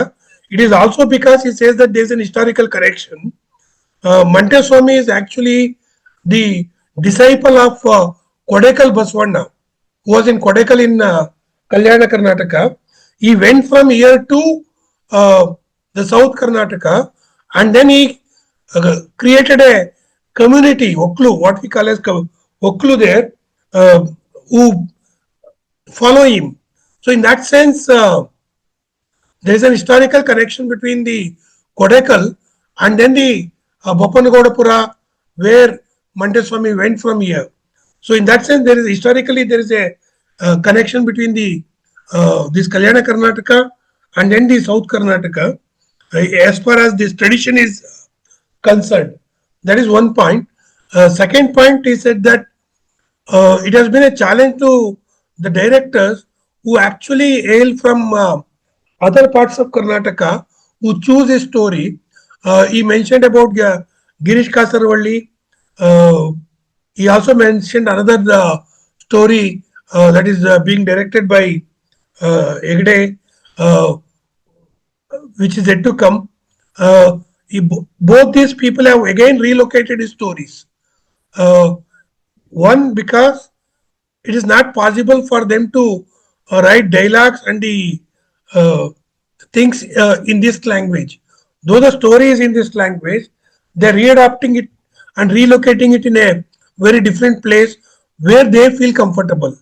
That is one thing. He says that unless we have directors who are technically equipped and know this language, who come forward to take a story, this seems to be happening. That is one thing. And the second thing, even this film, they actually wanted to shoot it in Kalyana Karnataka only, but when they were looking for the hunting for the location, they couldn't enter the island because of the spate in Krishna River. So it was a flood kind of situation. They couldn't finalize the location because of the floods. Then they relocated it to southern Karnataka. So there are 2 points. One, related, and then because of the uh, historical relation between the two places. And second, though they wanted to shoot it in this part, for practical reasons, it couldn't happen. And third, a general thing, a trend as far as stories are concerned, directors are taking a story and relocating them in a different place where they feel comfortable in handling it. So unless somebody who has a technical wherewithal and knows this language, it would be difficult to uh, place the stories in the context from which they originated. Thank you very much, Tarkeshwar, for the translation. Muskan, over to you. Thank you so much, ma'am. Can we proceed with the discussion? Is anybody left, or would anybody like to add in anything? So next week, actually, we will be discussing the film that Amresh sir just referred to, Kanasemba Kudureyaneri. So please join the discussion next week. So as sir was saying, it has been the Kannada has been changed to Dharwad Kannada from northern Kannada variety that he has used in his short story. So next week we can talk to Girish Kasarwalli sir about this transposition. Rangaswami sir, ನೀವೇನಾರು ಹೇಳ್ತೀರಾ? Do you want to respond? Amaresh sir ಹೇಳಿದ್ದಕ್ಕೇನಾರು ಹೇಳ್ತೀರಾ? ಅದು ಕಥೆಗಾರರ ಸಂಕಟ. ಏನಾಗುತ್ತೆ madam, ನನಗೆ ಈಗ ನಾನು ಬಳಸಿರುವಂತ ಕೊಳ್ಳೇಗಾಲ ಚಾಮರಾಜನಗರದ ಭಾಷೆಯೂ ನನಗೆ ಗೊತ್ತಿಲ್ಲ. ನಾನು ಬೆಂಗಳೂರಿನವನು, ಬೆಂಗಳೂರು ಭಾಷೆ ಗೊತ್ತು ನನಗೆ. ಹಾಗೇನೆ ನಾರ್ತ್ ಕರ್ನಾಟಕ ಆಗ್ಲಿ, ಕಲ್ಯಾಣ ಕರ್ನಾಟಕ ಆಗ್ಲಿ, ಆ ಭಾಷೆಯೂ ನನಗೇನು ಹೊಸದಲ್ಲ. ನಾನು ಎಲ್ಲವನ್ನೂ ಓದ್ಕೊಂಡಿದ್ದೀನಿ. ಚಾಮರಾಜನಗರದ ಆ ಕಡೆಯ ಕಥೆಗಳನ್ನು ನಾನು ಓದ್ಕೊಳ್ತೀನಿ. ಹಾಗಾಗಿ ನನಗೆ ಭಾಷೆ ಪರಿಚಯ ಇದೆ. ಅದನ್ನ ಮಾಡಬಾರ್ದು, ಇದನ್ನ ಮಾಡಬಾರ್ದು ಅಂತ ಯಾವುದೇ ಇದು ನನ್ನ ಇದರಲ್ಲಿ ಇಲ್ಲ. ನನಗೆ ಇದಕ್ಕೆ ಯಾಕೆ ನಾನು ಚಾಮರಾಜನಗರದ ಭಾಷೆಗೆ ಬಂದೆ ಅಂತಂದ್ರೆ, ಮಂಟೇಸ್ವಾಮಿ ಈ ಕಥೆಗೆ ಬಂದಿದ್ರಿಂದ ಎಲ್ಲವೂ ಭಾಷೆಯಿಂದ ಹಿಡಿದು ವೇಷಭೂಷಣ, ಲೊಕೇಶನ್ ಎಲ್ಲವೂ ಹಾಗೆ ಚೇಂಜ್ ಆಯ್ತಾ ಹೊರತು, ನಾನು ಹೊರಟಿದ್ದೇನೆ ಮೊದಲಿಗೆ ಕಲ್ಯಾಣ ಕರ್ನಾಟಕದ ಅದೇ ಭಾಷೆಯಲ್ಲಿ, ಅದೇ ಲೊಕೇಶನ್ ಅಲ್ಲಿ, ಅದೇ ಆರ್ಟಿಸ್ಟ್ಗಳು ಅಲ್ಲಿಯವ್ರನ್ನೇ ಹಾಕೊಂಡು ಸಿನಿಮಾ ಮಾಡ್ಬೇಕು ಅಂತಲೇ ಹೊರಟವನು ನಾನು. ಅದು ಕಾರಣಾಂತರದಿಂದ ಹೀಗಾಯ್ತು ಅಷ್ಟೇನೆ ಹೊರತು ಆ ಭಾಷೆ ಬಳಸಬಾರ್ದು ಅನ್ನೋ ಉದ್ದೇಶ ನನಗಂತೂ ಇರಲಿಲ್ಲ. ಪಾಪ ಅದು ಒಂದು ಕೊರಗಿದೆ ಅವರಿಗೆ, ನುಗುಡೋಣಿಯವರಿಗೆ. ಅವ್ರು ಈಗ ಹೇಳಿದ್ರು, ಯಾಕೆಂದ್ರೆ ನನ್ನ ಹತ್ರ ಅವ್ರು ಯಾವತ್ತೂ ಹೇಳ್ಕೊಳ್ಳಿಲ್ಲ. ನಾನು ಹಿಂಗೆ ಚೇಂಜ್ ಮಾಡ್ಕೋತೀನಿ ಅಂದಾಗ ಖುಷಿಯಾಗಿ ಒಪ್ಕೊಂಡಿದ್ರು. ಪಾಪ ಅವ್ರಿಗೆ ಮನಸ್ಸಲ್ಲಿ ಇದೆ ಅನ್ಸುತ್ತೆ ಈಗ ನಾನು ಅವರು ಬರೆದಿದ್ದು ಒರಿಜಿನಲ್ ಭಾಷೆಯ ಸಿನಿಮಾಗಳು ಬರಬೇಕು ಅಂತ. ಅದು ಸಹಜ, ಅದು ಅವರು ಹೇಳೋದ್ರಲ್ಲಿ ತಪ್ಪೇನಿಲ್ಲ, ಬರಬೇಕು. ಮುಂದೆ ಯಾವುದಾದ್ರೂ ಅವ್ರ ಕಥೆಯನ್ನೇ ನಾನು ಸಿನಿಮಾ ಮಾಡಿದಾಗ ಅದೇ ಲೊಕೇಶನ್ನು ಮತ್ತೆ ಭಾಷೆಯನ್ನ ಬಳಸೇ ಮಾಡ್ತೀನಿ. ಅವ್ರಿಗೆ ನಾನು ಇದನ್ನ ಭರವಸೆ ಕೊಡ್ತಾ ಇದ್ದೀನಿ madam.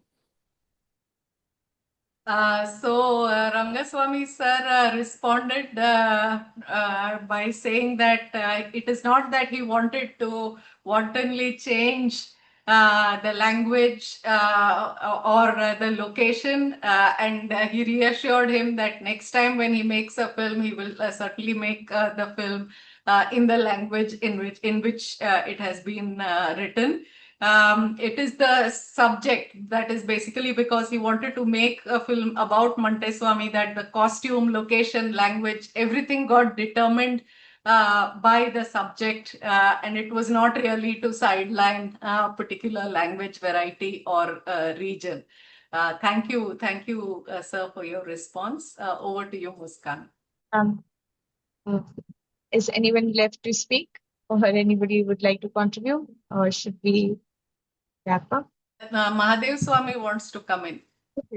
Okay, ma'am, I wanted to ask Tarakeshwar sir to just reflect on interface between Dalits and modernity.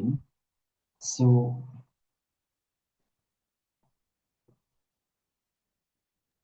hello, am I audible? Yes. I just wanted to. I was wondering, because we have been studying. So far we have discussed about this Nilagaras, in Dalit community. As you know, village, system, it's more exploitative. Because the Madhya, the character. And since he belong to lower caste, as you know, in village, lower caste, they can't. Caste system has made sure that they will be voiceless always. So at least but when he came to know the arrogance that we were talking about, can is I'm just wondering, is arrogance is inappropriate in this context because village system did not give that space. It didn't value his talent, or they didn't he was not even paid for what service he rendered. However, but when he was introduced to this. When he came to this all India radio, when he went and he realized that compared to this village system, that gave him space, also that gave him voice. So I was just wondering, is it just arrogance of that Madaya character, or it's just his self assertive or self worth because of his talent? I'm just. I think the question is to Tarakeshwar. Okay. I think Dattatreya, while speaking, touched upon it. See, it's a kind of transformation that is happening. This art form, as I was saying earlier, was enmeshed in a particular society where this was not considered as art form. So it was part of the rituals. So the patron and the client relationship existed it. He will go and sing when there is an occasion, and when there is an harvest, they will pay his part to him during that time. So it was a kind of barter system that existed for the service he renders. Now we are calling it as a art form. That's what this All India Radio does, or the academic does to this art form. So suddenly, this ritualistic part is taken out of that context by the academics, by All India Radio, and suddenly Madhaya becomes a kind of singer, folk artist. In fact, some epithets are also used for him, and he openly claims that. ನಾನು ಜನಪದ ಇದು ಅಂತೇನೆ ಹೇಳ್ಕೊಳ್ತೇನೆ. So in that sense, this transformation from of the artist as well as the art form from an agrarian system in which it existed to a modern system where it becomes a kind of art form, where it becomes an individual talent. So earlier he never thought that it is his talent. He simply attributed it to God as his service to God. And in fact, his wife still says that we live on it and it is our Swami. And we have to follow it. But suddenly this fellow, now exposed to these new forms, his take on his own activity suddenly changes. So it becomes a kind of individual talent, not a collective endeavor where it is keeping this particular society together through a epic narrative. So when it becomes a individual talent, the society looks at it as ahankara, arrogance. So the difference between the arrogance and then the individual, because earlier he was part of the collective identity, now he doesn't even want to recognize his would-be in-law also as an artist. He says that none other than me can do that. So this concept of individual, which is very much modern, comes to him. Whether we should look at it as individualization process, which is inevitable in the modern context, or as the society looks at it, should we look at it as arrogance? That is the question here. So it's up to you, how do you want to look at it? But the society is looking at it as arrogance, but he himself looks at it as my individual talent. I did not get it from anywhere. It is my voice that is important. So this transformation is what I think the story as well as the film captures it. Mhm. Okay, sir. Actually, even Dr. B.R. Ambedkar wanted Dalits to,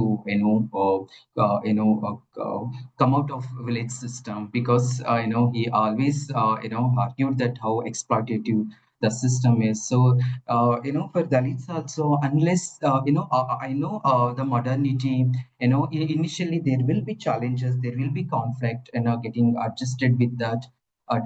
Even if it's exploitative, in my opinion, they should experience, and otherwise, if they're if they're again restricted to that village system, there won't be any progress in their life.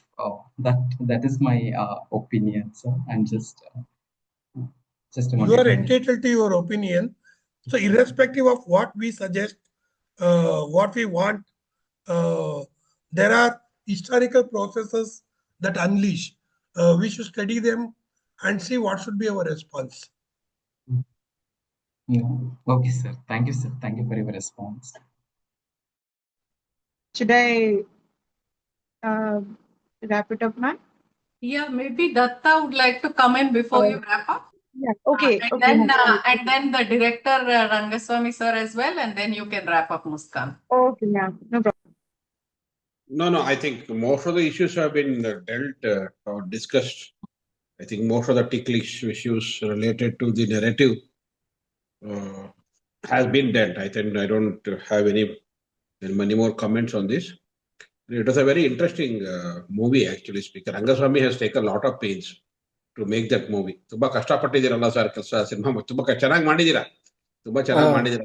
ಯಾಕಂದ್ರೆ commercially viable it is these are movies which are not commercially viable. ಕೈಯಿಂದ ಕಾಸು ಹಾಕೊಂಡು ಮಾಡ್ಬೇಕು ಇವೆಲ್ಲಾನು.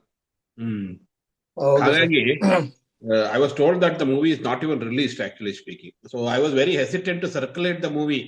ನಾನು ಯಾರಿಗೂ circulate ಮಾಡಕ್ಕೆ ಭಾರಿ hesitant ಆಗಿದೆ. I don't think most of the people, many of the people whom I asked to attend had not even watched the movie because I didn't want to,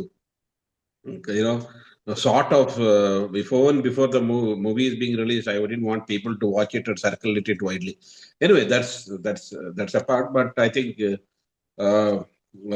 one important thing ಅಂತ ಹೇಳಿದ್ರೆ, in Karnataka now there are multiple tendencies.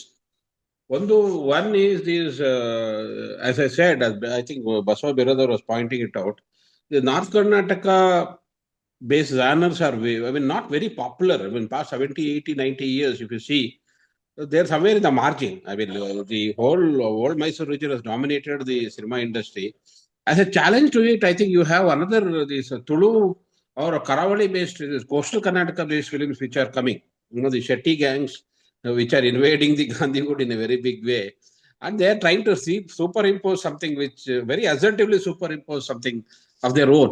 That is very interesting. I think in that sense, Swami probably a couple of, I think there was a Shivraj Kumar 24 film which was made 25. Kamsade Pada was used, actually speaking. So those local ethnic cultural practices are not been properly represented in mainstream cinema. And for most of the, this is some sort of a register. Cinema has become a registry for in public domain, historically. So unless these registries are found, people will not even know that traditions exist. We are talking about Montesami Kavya, since D.R. Nagaraj, many people have edited. I think Hampi University itself, Undwadi Untesh has edited a volume. I just came across it the other day. And more importantly, there is one more person who is also in Mysore University has done something. A lot of people have done that, but it has not been popularized among the pan-India academic circles. That is something which I think, translations along with movies probably would, offer spaces for registering it. In that sense, I think that will be an acknowledgement, historical adment of a long process which has existed even in our, what you call in our rural, marginal, cultural spaces. I think that way, this is more importantly a very important registry for, sort of representing those bygone or let's say fading cultural formation. So that's my just thought I could remark on it. Anyway, thank you. Sir Rangaswami sir ಮಾತಾಡ್ಬೋದು.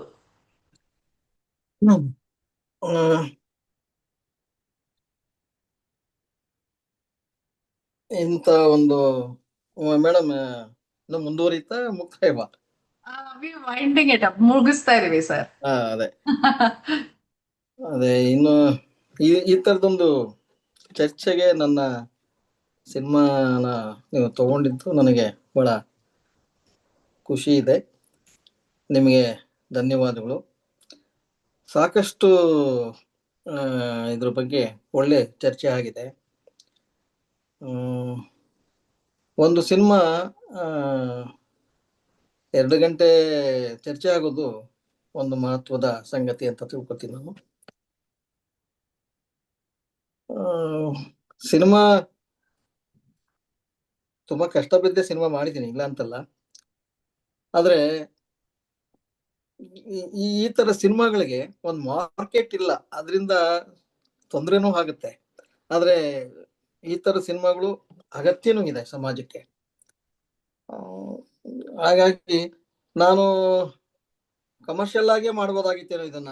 ಆದ್ರೆ commercial ಆಗಿ ಮಾಡೋದಕ್ಕೆ ಬಂಡವಾಳ ಇರಲಿಲ್ಲ ಒಂದು, ಮತ್ತೆ ಅದರ commercial ಆಗಿ ಹೋದ್ರೆ ಮಹತ್ವ ಕಳ್ಕೊಳ್ಳುತ್ತೇನೋ ಅನ್ನೋ ಒಂದು ಹಳುಕು ನನ್ನಲ್ಲಿ ಇದ್ದಿದ್ರಿಂದ ನಾನು ಇದನ್ನ ಈ ರೀತಿನೇ ಮಾಡಬೇಕು ಅಂತ ಮಾಡಿದ್ದೀನಿ.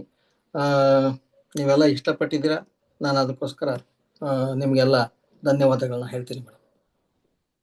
Thank you very much, sir. Sir remarked about how it is not every day that a film gets discussed for over 2 hours. So I think we have had, it's been one of the very long discussions that we have had on Talking Films Online. He pointed out how he struggled to make the film. There is no market, there is no audience for such films. But he said that such films are absolutely necessary for society. And he didn't have, of course, the capital to make a more commercially viable film. But at the same time, he also pointed out how that might also have whittled down its importance significantly. So thank you very much, sir, for sharing your views. Tumba ಧನ್ಯವಾದಗಳು sir, talking films online ಫೋರಮ್ಗೆ ಬಂದಿದ್ದು ತಾವು. Amresh Nugudoni sir, thank you very much. He is still on the phone call with me. Thank you very much, sir, for participating in the discussion. Amresh sir, ತುಂಬಾ ಧನ್ಯವಾದಗಳು. ಈ ರೂಪದಲ್ಲಾದರೂ ನನ್ನ ಕಥೆ ಮತ್ತು ಸಿನಿಮಾಗಳು ಚರ್ಚೆಗೆ ತಂದಿದ್ದೀರಲ್ಲ, ಅದಕ್ಕಾಗಿ ನಾನು ಬಹಳ ನಮಗೆ ಕೃತಜ್ಞನಾಗಿದ್ದೇನೆ. So yes sir. ಮುಂದಿನ ಸಲ ಬರ್ತೀನಿ ಮತ್ತೆ. Okay sir, sure. So ತಾಂತ್ರಿಕ ತೊಂದರೆ ಆಗಿತ್ತು, ಇಲ್ಲಿ ಬರ್ತೀನಿ. Okay, sir. Yeah. So, sir said that he had some technical glitch, but he's happy that his short stories and his writing is coming into discussion in this manner. So that's it from me, and it's over to you, Muskan, for the final wrap up. Okay, thanks. Thank you, everyone. Thank you so much for coming in, and thank you so much, sir, for giving us your precious time. Thank you, madam. Thank you, Rangaswami sir. Sir, thank you, sir. Thank you. Thank you, Amresh. Thank you, everyone. Thank you. Thank you. Good night. Good night, madam. See you all next week, next Saturday at 9 p.m. Thank you.